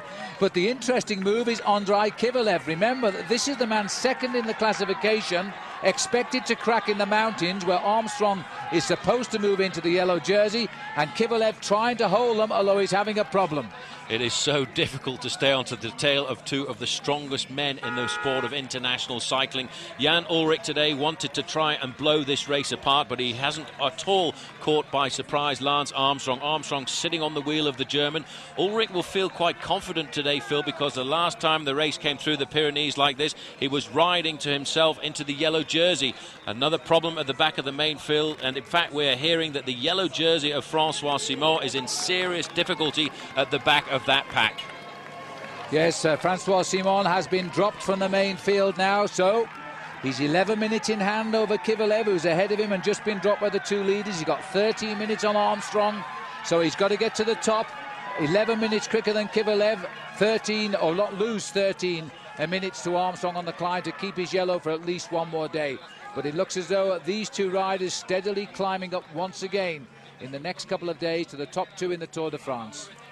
Well, Armstrong and Ullrich separated by 5 minutes. This is the man DEMARBAIX, who was in that counter-attack with Michele Bartoli just a few moments ago, and he will get a chance, a very rare chance, of seeing these two men at the front of the Tour de France. A huge battle now between Armstrong and Ullrich, separated by 5.5 minutes in the overall standings. Armstrong now will just mark the German until we get closer to the summit of this climb, and if he sees the German start to falter, he may well try and increase his lead by a couple of minutes. This is Laurent Jalabert here, and Laurent Jalabert is looking to be in a bit of trouble as well. That was Daniele Nardello, champion of Italy, also losing ground. He had a sensational crash on day 2 of the Tour, and he's still very much in the action. There is the maillot jaune, the yellow jersey of Francois Simon. He's got to suffer and hold as long as he doesn't lose 13 minutes to Armstrong, and he shouldn't do that, or 11 to Kovalev. He will stay leader of the Tour tonight, and that's his primary objective, to hold the lead as long as possible. But here comes the train now, Armstrong and Ullrich, the American and the German, ploughing past Bartoli and Gutierrez. And there, Armstrong reminding Bartoli, just keep out the way, pal, we're coming by. Well, actually, Bartoli just made a signal to Armstrong. He saw how fast they were coming up. He was indicating that he needed to pass on the right-hand side, but Armstrong just touching him on the sleeve to indicate he wanted to come up on the inside of that corner. And Bartoli must be wondering what he's doing at the front of a col at the moment with the two super champions of the Tour de France. And now it looks very much as if we've got the three leaders, because Echevarria and Cardenas have joined the man that was leading the race from the 68th kilometre, Paolo Bettini, and there he is now. Well, that catch came so quickly, Race Radio never even got to tell us about it, but there they are, the three are together now, and Paolo Bettini is on the hottest train of the lot, but the Express is on its way up, and it's now timed, well, it's stopped timing. They put a question mark now where the time gap should be, so it's around 1:50 to Ullrich and Armstrong. Here's that incident again. In fact, Armstrong, I think, thanking Bettini there, who acknowledges it. He took it wide. It's rather like a Formula One Grand Prix when you move over for these boys, isn't it? It certainly is, because they're like two V8 going through there at the moment. Jan Ullrich and Lance Armstrong, super powerful bike riders, the two strongest bike riders in the Tour de France. For this man, it's really a question of survival. Francois Simon wants to hold on to his yellow jersey for as long as possible. This is a 9-kilometre climb, and I wouldn't expect him to lose very much more than 5 or 6 minutes on a climb like this today. But if he pushes himself too hard and he cracks, he will lose all of his time. Echevarria now going off the front in the orange jersey. The reaction coming from the Colombian. The Colombian is Felix Cardenas, and it's all over for Paolo Bettini. His dream of stage victory today for MAPEI is out of the window. Well, even a finish in third place may not be the case now. It's happened at 6.5 kilometres, and the counter has come. Felix Cardenas has just tipped his hat and said, well, if you're going to attack, we can both play that game. And it's goodbye for the moment. The Colombian has flown, but Echevarria doesn't have any reaction left in those legs. Felix Cardenas for Colombia now, and the Kelme team, which is a Spanish team, is giving the home crowd, which is what they really are, because there's so many Spaniards here, is now beginning to fly. So that is the attack, I think, which should win the stage. But we are receiving confirmation that the Armstrong group is now only a minute behind. 1 minute and 5 kilometres to go. It's going to be so close. And there is the Armstrong group as they close in. Well, in fact, the computer now has altered, can you believe, to 2 minutes behind. So we'll have to wait and see. But as we look down on the climb now, they are picking the riders off one by one, and they continue at a tremendous tempo. There still is time here for these two to win the day. There still is the possibility. It's a very long climb up to the finish. Although it says 5 kilometres, that 5 kilometres on a mountain like this takes around about 12 minutes. Armstrong looking very concentrated, and you can see now a slightly laboured style coming into the pedalling action of Jan Ullrich. He's rolling on his saddle quite a bit, and there you can see for them indicating 5 kilometres to go. So they are actually starting to close in on the men in front of them. They have now shed Gutierrez, they have now shed Michele Bartoli. It's the German versus the American on the slopes here just outside of Aix-les-Thermes.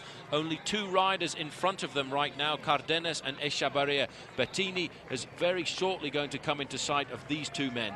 Well, this is amazing. This is another great ride by Ullrich, and Armstrong need do nothing at all. He's got time in hand over Ullrich. It's up to Ullrich to take time back from Armstrong. So all he's got to do, Lance Armstrong, is watch the German rider and make him do all of the work. And if they do catch the front runners, Armstrong will carry on in the Pyrenees where he left off in the Alps and win the day. So it's 17 seconds now between the front runners and 52 back to these. The face of Felix Cardenas, who is now going for gold in today's stage of the Tour de France. There is a whirlwind race coming up behind him. Will he survive? The time gap at 4.5 kilometres from the finish. Cardenas is 17 seconds ahead of Echevarria and Bettini, and only 52 in hand over Armstrong and Ullrich, while the main field is at about 1:45 to anybody from the field. Well, this man now is a great climber. That's one thing the Colombians have always excelled at ever since they came to the Tour de France many years ago with the Café de Colombia team and Lucho Herrera. Herrera winning the King of the Mountains competition on 2 occasions. They've always, ever since then, proved that they are great men in the mountains. Kelme really racing on home turf here in the Pyrenees, because looking across the mountains here of the Pyrenees, we can almost see the country of Spain. There is Paolo Bettini just in front of these 2 chasers right now. He had hoped for an awful long time, Phil, that he was going to win the stage. He will not do that now. And once your hope of win goes, you can see the difference in the pedaling action. He has given up the ghost. 2 riders coming up on the shoulder of Paolo Bettini. Take a good look at them. Paolo, first and second in the Tour de France last year, and this is why. Bettini is even trying to lift his pace to catch up on Ullrich. Ullrich is being left to do all of the pacemaking because Armstrong starts today with time in hand over Ullrich. Why should he move until he sees the finish? Back to the back of the main field now, and the race leader, Francois Simon, rather, the younger of the brothers, he is now trying desperately to keep his lead. 2 minutes 55 seconds. He has lost of his lead so far to Kivilev and Armstrong in front. He's going to lose around about 5 minutes at the end of the day as we look at the back end of the pack. In fact, this is quite remarkable. The man we're looking at here is Roberto Laiseca, and he is a man who's riding up to these 2 men here. This is quite remarkable. This man has been a huge revelation in the past in the Tour of Spain, and he's now rejoined Armstrong, Ullrich, and Bettini seems to have found himself some spare legs. Just 4 kilometres to go, about 2.5 miles to the top, and it gets no easier than this now. And this is the man, Felix Cardenas, who made a long shot at the win today, Out there on the flatter roads, he's now trying to survive for the victory on what is his speciality, mountain climbing. But, you know, these two want everything in the Tour. Now, Leseca has made contact. When he left the peloton, he had with him Yoshiba Bolocki, but Bolocki hasn't crossed the gap. I expected Bolocki would have liked to get across to this man at the front in the white jersey at the moment, Jan Ullrich, because Bolocki is looking to keep himself on the podium of this year's Tour de France. Leseca is a magic climber, absolutely brilliant the way he's come across there. But for Bettini, I really do believe it's all over. You'll see the little wave of his hand there saying bye-bye. That is probably Bolocki there. If it's a pink jersey, it's long lens there to see if it is. But he will try and ride himself up. It is Bolocki, wears 21. He's the leader of the Spanish Once squad, which means the pressure of Jan Ullrich has turned off somewhat at the front of this group. Armstrong, for the moment, I think, is just matching everybody else. And that's a Spanish flag from Alicante. And just to let everybody know back home where they are for the day, and they're on top of the climb at 4 kilometers to go. I think that further back there was the white jersey of Oscar Sevilla. Now the big attack coming here from Leseca. Now we're going to see if Armstrong can respond, and he just seems to be marking the German right now. I think Armstrong would like to leave the advantage to the Kelme squad at the front. This is the attack right now. These two riders, you see Ullrich looking across. He cannot respond to these kind of accelerations, but normally Armstrong can. Well, no reason to, because Leseca is exactly half an hour behind Lance Armstrong overall. He's not interested in the stage win. Leseca has been a revelation after his great time trial in the Alps, but he's a long way behind in the overall classification. Armstrong is riding his man here. The most dangerous man to him in the Tour de France is Jan Ullrich, and he's keeping him under control. He's probably demoralizing him as well, because he's sitting just behind him. Well, the time gap between Jan Ullrich and Lance Armstrong in the overall standings is 5.5 minutes. You have to realise that the Tour de France is a 3-week bike race, and it's important to conserve energy, which is probably why we're not seeing a big attack coming from Armstrong right now. He's allowing to the German to set the pace-making. Behind them, they're putting the gap between themselves and Joseba Bolocki, who's trying to keep himself in this bike race as finishing number 3 as he did last year. Well, we're looking at Bolocki making a meal of crossing the gap. He's having to work very, very hard indeed. He was the odd man out because Ullrich was second in the Tour last year. Bolocki was third, and Armstrong here won it. And so the top three are trying to get back together again to make it a status quo in Paris. There's the Basque flag, but I'm afraid it's over the top of a German and an American right now, while Leseca himself, a Basque, is trying for the win. And there he is, and there's another Basque flag to cheer him on as well. This is a rider coming to his first Tour de France who's made his name in the Tour of Spain. We never see him race anywhere else of note. He's won stages for the last 2 years in the Tour of Spain, but he's now come to the Tour de France and he's looking for a win here. He's still got to pick up CARDENAS in the front. Still got to stay off the front of these two riders right now, because he's only around about, I would say, 100 meters. This is the leader of the white jersey competition. Huge revelation. We've seen him ride in the Giro. This is Sevilla, wearing the white jersey right now as leader of the best young rider competition. In front of him, you can see Joseba Bolocki, but all of Spain seems to have come across the border today to cheer on their champions, and they may well be treated to victory. It might not be Spain, it might well be Colombia, but it will be a Spanish team. 3 kilometers to go. CARDENAS and Leseca have gone by. Ullrich and Armstrong are now at 3 kilometers. Sevilla is the boy of the race. He's 24.5 years of age, and he is an absolute sensation, and he's inspired because he's racing on the borders of his own country. He is coming up, and he's joined Bolocki behind now. We go to the front. Here we are with Felix CARDENAS now, aiming for his first ever stage win, and he's going to be touch and go whether he won't be caught by Roberto Leseca. Well, Leseca has joined up with Echavarria, but I would think that would only be a temporary move because Echavarria is actually starting to go backwards. But the gaps are very close indeed. In fact, they're only 20 seconds between them. And look at this. Echavarria has found now he's been joined by his own teammate. He's picking up the pace. He's trying to reduce the gap to CARDENAS, and he will dig very deep. And you know, there is the neutral service car. It may well be that Echavarria is going to pull him, his teammate Roberto Leseca, back up to the tail of Felix CARDENAS. It's just a mere 20 seconds separating those two riders, and back it's 20 seconds to Armstrong and Ullrich. And it looks as though Lance Armstrong is about to give us a demonstration of power here. He's moved over Ullrich. He sensed that Ullrich perhaps was cracking. He's gone to the front and he's doing some of the pacemaking now. There's the face of Ullrich, not looking as good as he was at the start of the climb, because I think Jan is now going to have to hang on to Lance Armstrong. or lose more time. Back up at the front, and we're heading up now to the 3 kilometres to go. No, even better for CARDENAS. 2 kilometres from the summit now, a 20-second gap back, and little David Echeverria is trying to launch his climber up to the victory, and it will be a superb victory for a team riding its first Tour de France. Well, inside 2 kilometres, but there's only around about 1 kilometre of climbing less, because the last 750 metres is actually reasonably flat. This is the second group. Armstrong again moving on to the tail of Jan Ullrich. We're coming to the much easier part of the course. You can see by the fact that just a few moments ago those riders were on their huge chain rings. That will be David Echeverria in front. So now Laiseca has flown the coop. He's out on the sole chase now to try and catch the lone leader of the bike race, Felix Cardenas. This is still the chase behind for 4th and 5th position on the road. That is Belocchi, followed there by the leader of the white jersey competition. That's Oscar Sevilla. They have now caught Echeverria. These two men on the left-hand side of the road are moving up into 3rd and 4th place on the stage. And the cheers there on the placard was for Jan, and they were jumping with delight. He's just gone by, but now on the opposite side, the cheers for the American flag as he too goes by Lance Armstrong. Echeverria now has had enough of it. He can't take part in this particular battle anymore, as Cardenas versus Laiseca, and then comes Ullrich and Armstrong.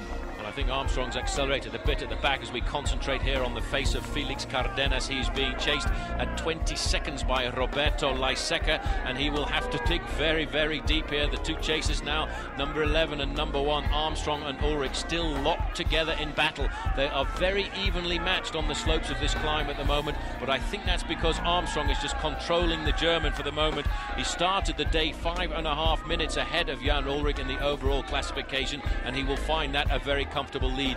The yellow car just in front there, you can see it. Those are the front riders of this bike race at the moment. That will be Roberto Laiseca. Now he's seen all the American flags, and that had to do it for him. He thought he'd show everybody back home and on the roadside. Just look at this. He has ripped away. Now with that sort of speed, he's going to run up to that yellow car in front, and that is where Roberto Laiseca is. That's about 20 seconds, and he's halving that with every pedal stroke right now. This man is unbelievable. He has looked at all of these mountains. He knows this mountain by heart. He's trained over it many times over the last few months. Concentration written all over his face now. He's aiming at that yellow car in front of him. In front of that yellow car will be Roberto Laiseca, and 20 seconds in front of Laiseca will be Felix Cardenas. The German now, Phil, is digging so deep. His face is tortured. He's pulling himself inside out to try and keep as close to Armstrong as he can. You are looking there at the face of one of the greatest bike riders currently racing. There it is, that of Jan Ullrich.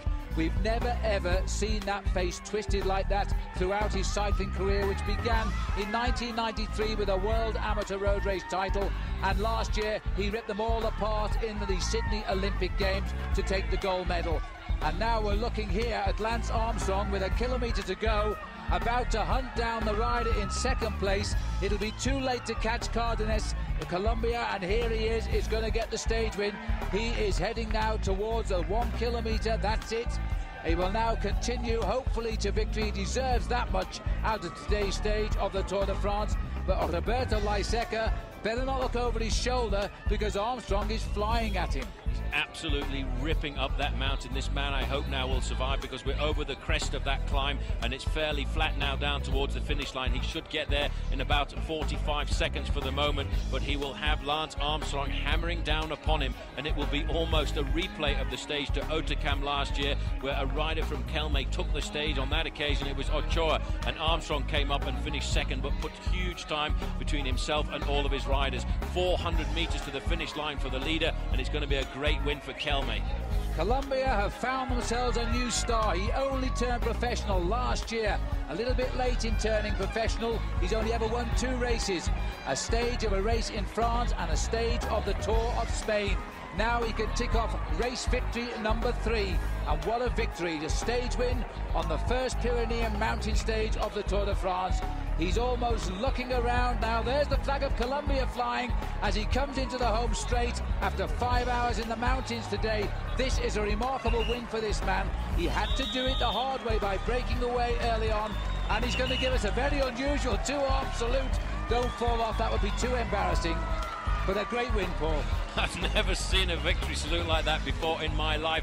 A brilliant win for Cardenas. Roberto Laiseca is going to survive there for second place on the stage, but Armstrong has put time once again between himself and all of his riders. What's important now is the time differences that he gets over the next men on the road, and Ulrich is digging deep. He's just trying to keep himself in this bike race at the moment. He said he still felt that he could beat Armstrong, but today he suffered again a bitter psychological blow. This man is on the best form. Even Lance Armstrong says he is at the best form he's ever known Ulrich in, and yet again he has waited and jumped him and taken more time off him. Ulrich will be very disappointed now, even though he's in fourth place and still destined sooner or later for second in the Tour de France. Here is David Echevarria. Keep going, because otherwise you will lose fifth place, but you certainly deserve that. Echevarria racing home for fifth, and a race for sixth and seventh between Sevilla and Bolocchi. What an unbelievable finish that. I'm so glad that the Cardenas managed to stay off the front, but a long way down the slope is the yellow jersey of Francois Simon. Francois Simon is suffering today. He's got a 13-minute advantage over Armstrong today, and he's hoping to conserve as much of that as possible. Also, another man who may well find himself losing big time to Armstrong is Andrei Kivilev. Santiago Botero is leaping off the front here.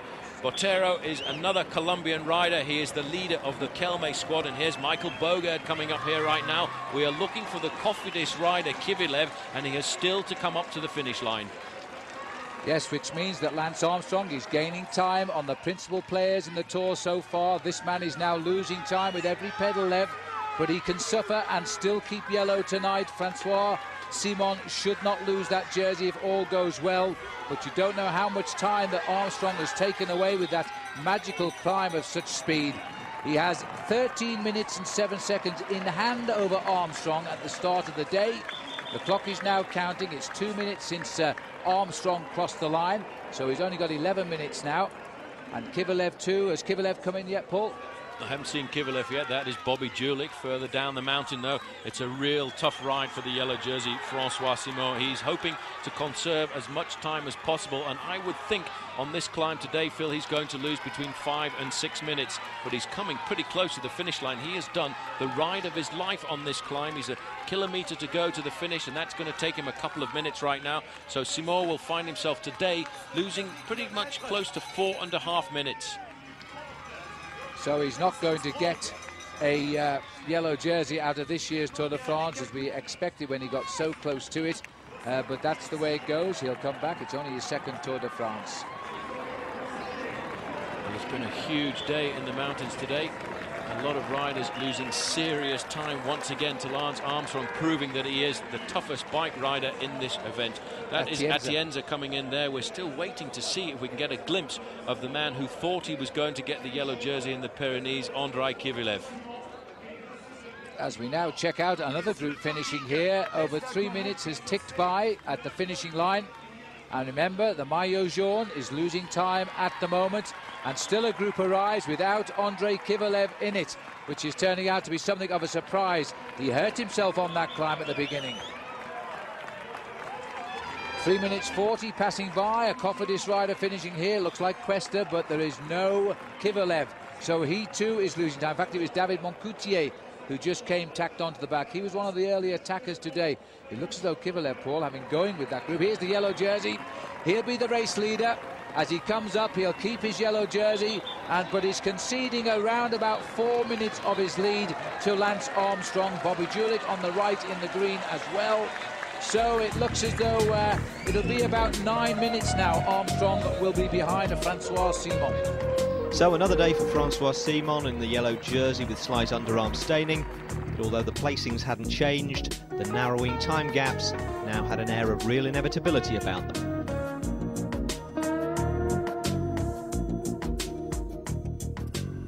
Another day in the mountains, another chance for Lance Armstrong to continue his attack on two fronts, pulling away from his chief rival Jan Ullrich and closing in on the yellow jersey of Francois Simon.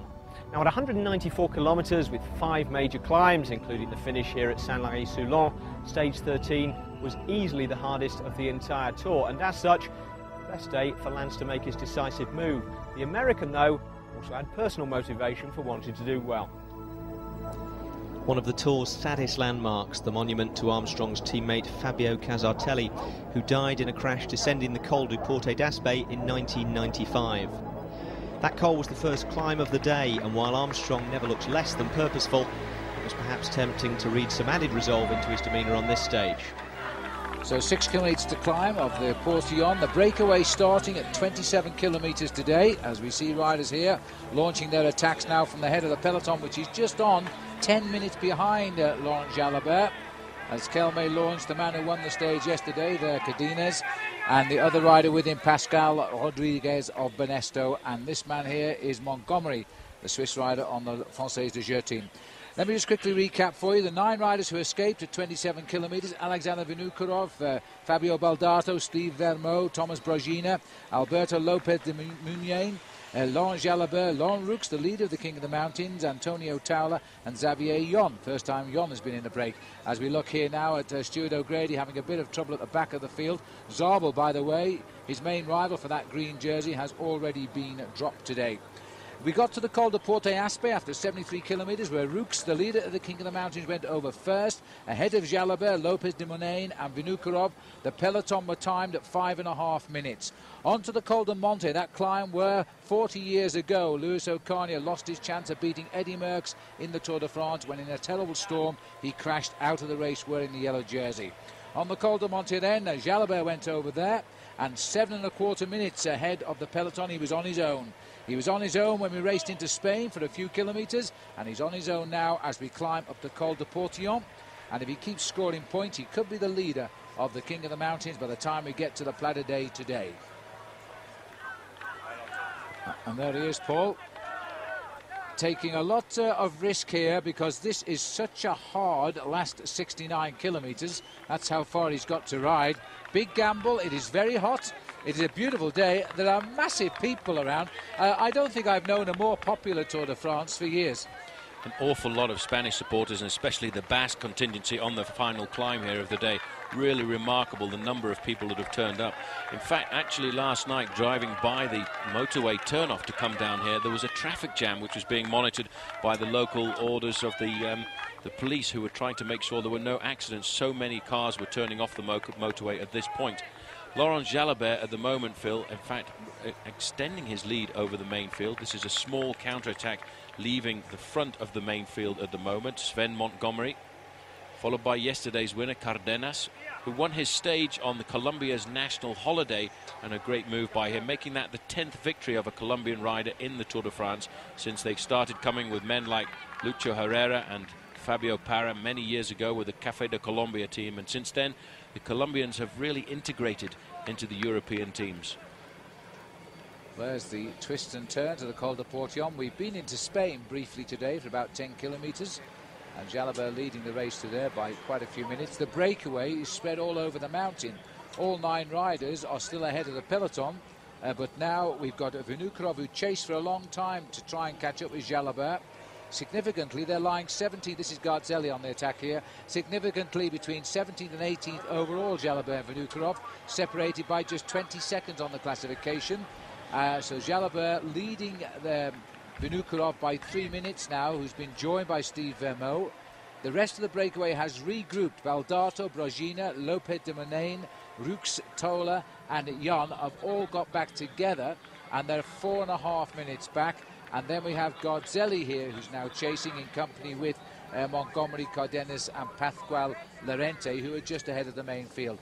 But it just shows you, Paul, there's a lot of riders willing to try their luck here and see if they can just slip away.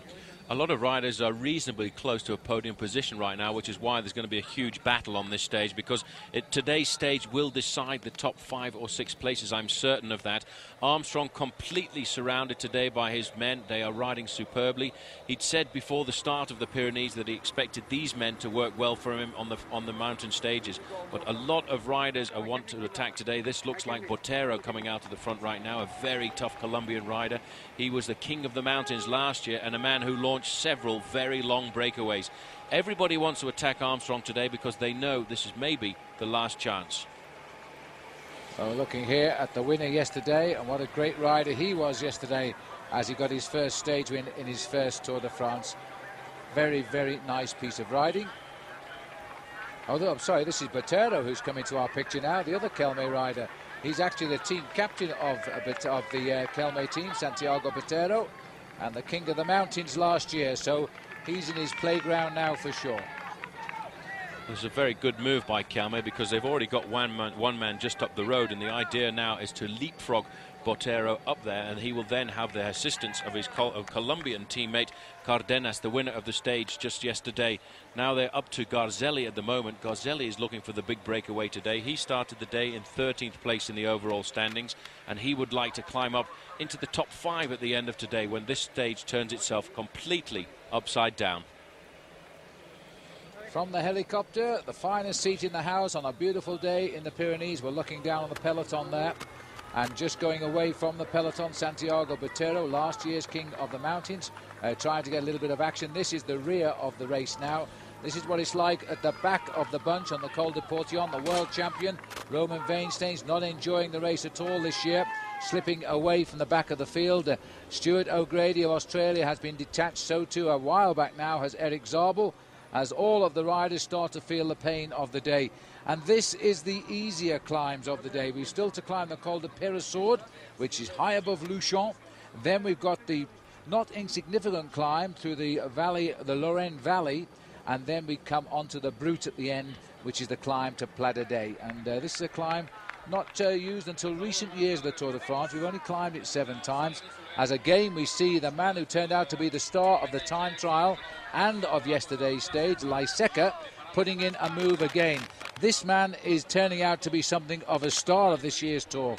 Well, he's getting a first crack at the Tour de France, having ridden for the small Euskadi team, which nowadays is sponsored by Euskaltel, the Basque telephone company. He's a man who has ridden very well in the Tour of Spain in the recent years, but now he's getting a good crack at the Tour de France. This is still the rear of the main field, and a lot of riders going out of the back. Number 19 there was Erik Zabel, the green shorts there from the Crédit Agricole rider, as a rider called Jens Voigt, the former wearer of the yellow jersey. A lot of panic at the back of the main field, and these riders soon, Phil, will have to organize themselves into a huge autobus to make sure they don't get eliminated tonight. Strange to see this Colombian rider coming out of the back at the moment, Pascual Lorente. We saw him very aggressive in the early stages, and now there's 1 or 2 riders from Cofidis trying to leap off the front. Looks like David Moncoutier here having a little dig at the front, and he is indeed one of the stars of the future on the Cofidis team. But it's interesting to see that Pascal Lorente is having a bit of trouble. I think there's been an acceleration in the peloton here, caught 1 or 2 riders off guard. They were able to tempo climb this, thinking the pressure won't go on just yet because it's still a long way for the last climb still to come. Conditions as hot as this, they don't want to overdo it too soon. But if you look down there, that peloton is reducing in size quite dramatically. No further time checks at the moment. It's still not far off 10 minutes to this rider here, Laurent Jalabert. No, it's not his teammate at the back here. They tried to catch us out there. Same colours, a different man, and this rider is his brother Nicolas Jalabert. Meanwhile, back at the front, taking the King of the Mountains points, is a senior brother, Laurent, who is by far the better rider of the two. But wherever Laurent goes with his contracts, he always takes his brother with him. And Laurent now has scored maximum points on 2 major climbs here, both first category. Second on the Col de Porte d'Aspet, second category. That is where the monument is to the Italian Olympic champion Fabio Casatelli, who died when a member of the Motorola team. And in fact, the organisation, as always, paid homage on the way by driving ahead earlier this morning.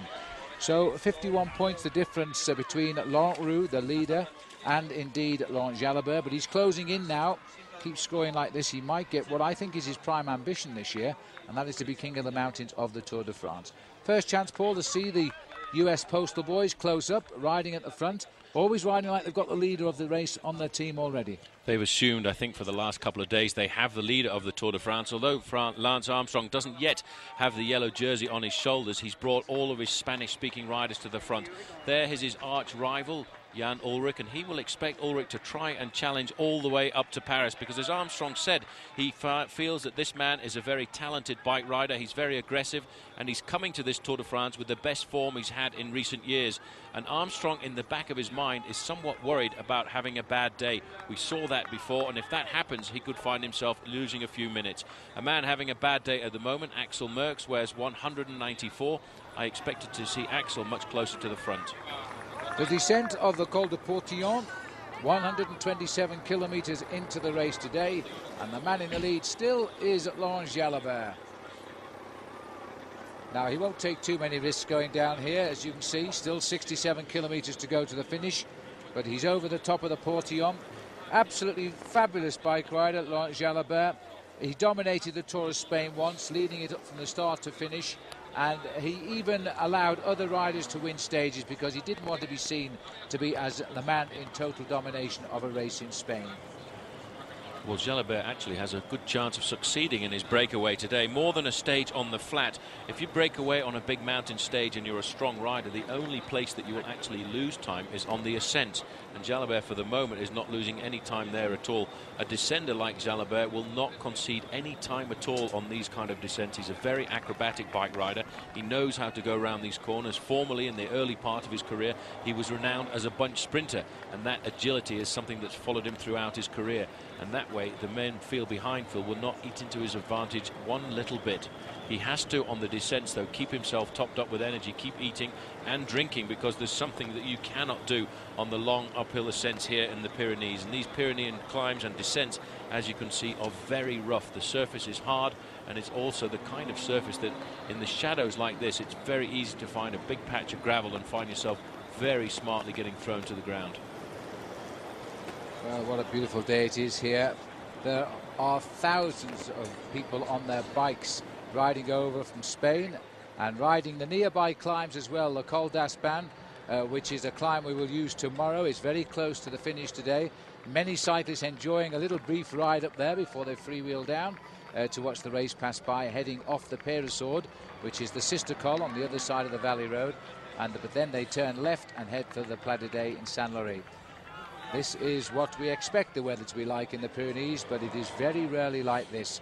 And there is the main body of the peloton. 160 at the start this morning, 158 left in. The sad retirement of Fred Rodriguez, who finished his first tour last year in 86th place, hasn't made it this time. Back to the front of the bunch and still being driven on by US Postal. Well, this is Yaroslav Ekimov on the front. Tyler Hamilton getting himself back into the main field. He was involved a little earlier with a mechanical incident, something to do with his rear derailleur, but that was quickly repaired and he's back onto the bike. Laurent Jalabert at the front end of the field, though, is absolutely hammering down this descent. Once he comes off the top of this climb, he will go down into Bagnères de Luchon and immediately turn up again for the Col de Péresaude, which from this side is a little easier.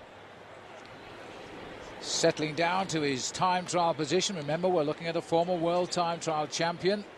In a remarkable year it was a couple of years ago. He never had won a time trial in a professional bike race, and in March he won the time trial of Paris-Nice, and in October his second time trial was the world title, and that's a remarkable improvement for him.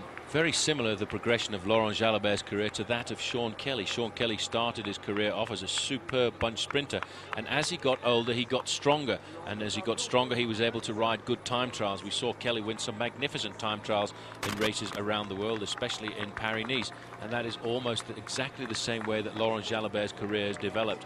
It's amazing how a small thing in a rider's life can actually change the direction his career takes.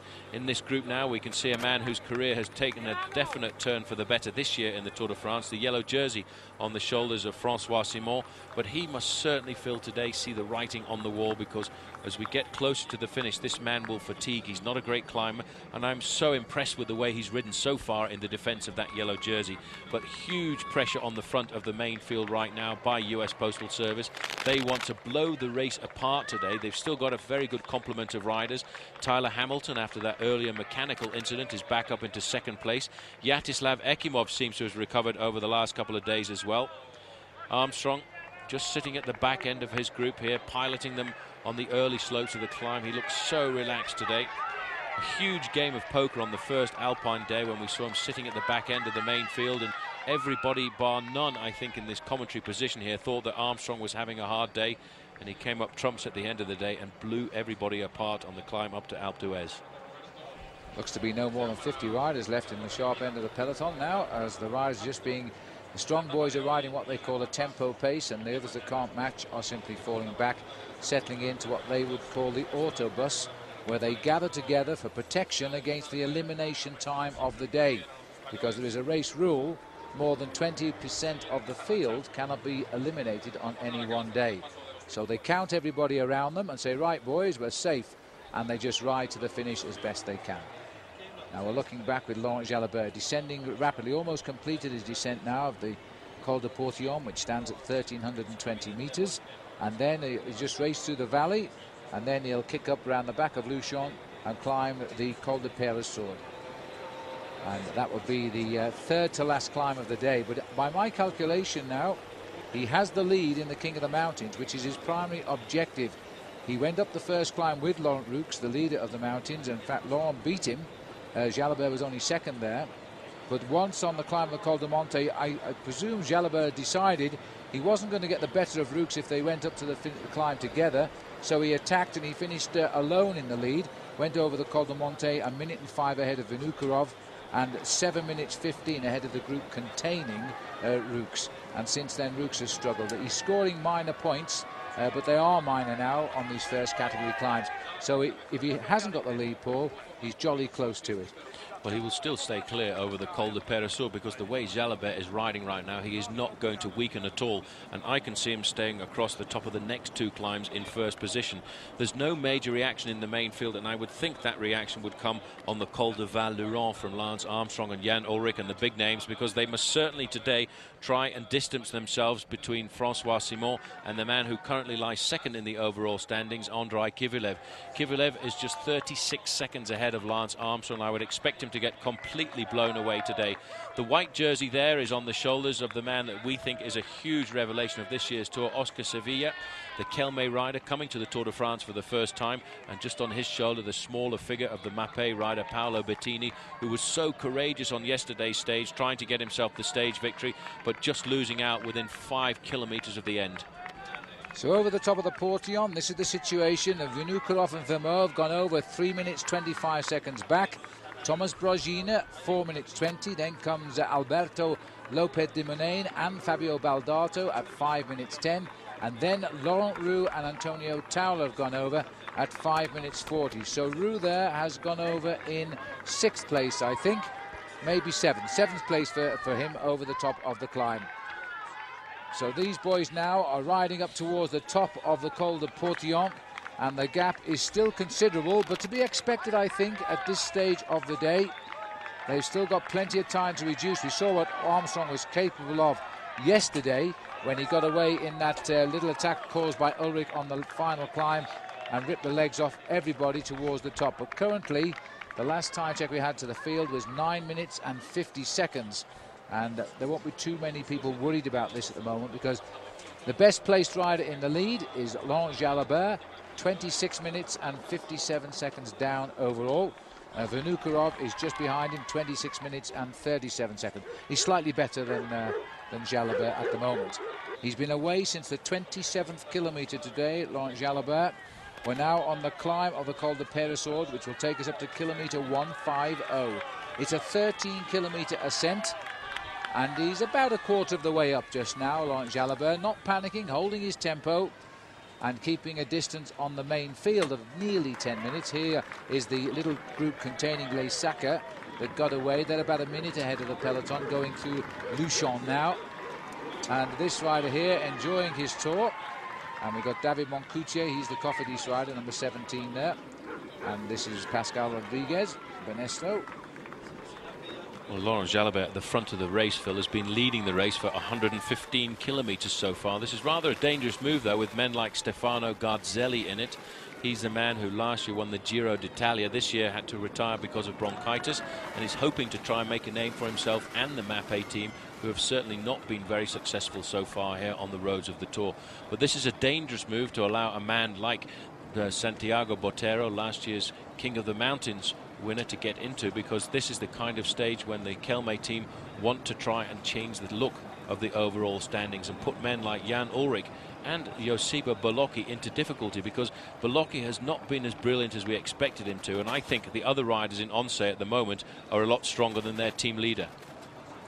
Gave you a wrong name there. It was Eladio Jimenez from Benesto.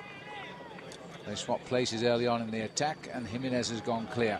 Looking down on Luchon, this town of beautiful buildings, narrow streets, and always a packed crowd. Now, if you're wondering where all the riders have been spread today all across the mountains, that is just about right. We've got one man in the lead, Laurent Jalabert, being traced by two men at 3 minutes 36 seconds, Vinokurov and Vermeaux.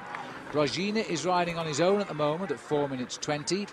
Then Fabio Baldato, Lopez de Monaine, this is in a small group at 5 minutes 10. Also includes Laurent Jalabert and a group containing Xavier Yan, Laurent Roux, Antonio Taula. They're all splitting up behind, and then the peloton comes at nearly 10 minutes. But we do have this group now containing Les Cyclistes that we've just seen: Jimenez, Botero, Moncoutier and Garzelli. They are the last group on the road before the peloton. Xavier Yon here is in a bit of trouble now as the Pterosaur bites his feet off. He's been left by the breakaway. He was one of the original 9 men today to start the move. And we've also got there Alberto Lopez de Monaine. This is the rider sat at the back. In fact, we're back here with the other group now. So Yan must have come straight through, because this is the group containing Les Cyclistes. Javier Yon used to ride for the Française de Jeux team, and he now rides for Big Mat. And of all the French teams that were brought into the Tour de France, Big Mat is the team that we've seen the least of, which is a shame, because they had 2 very good sprinters that we could have possibly had here, Jeremy Hunt and Jay Sweet. Stefano Garzelli on the front of this group is a magnificent bike rider. We've seen him ride superbly in the Giro d'Italia.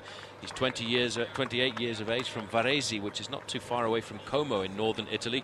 He won a stage in last year's Giro d'Italia as well, and a couple of years ago he won the Tour of Switzerland.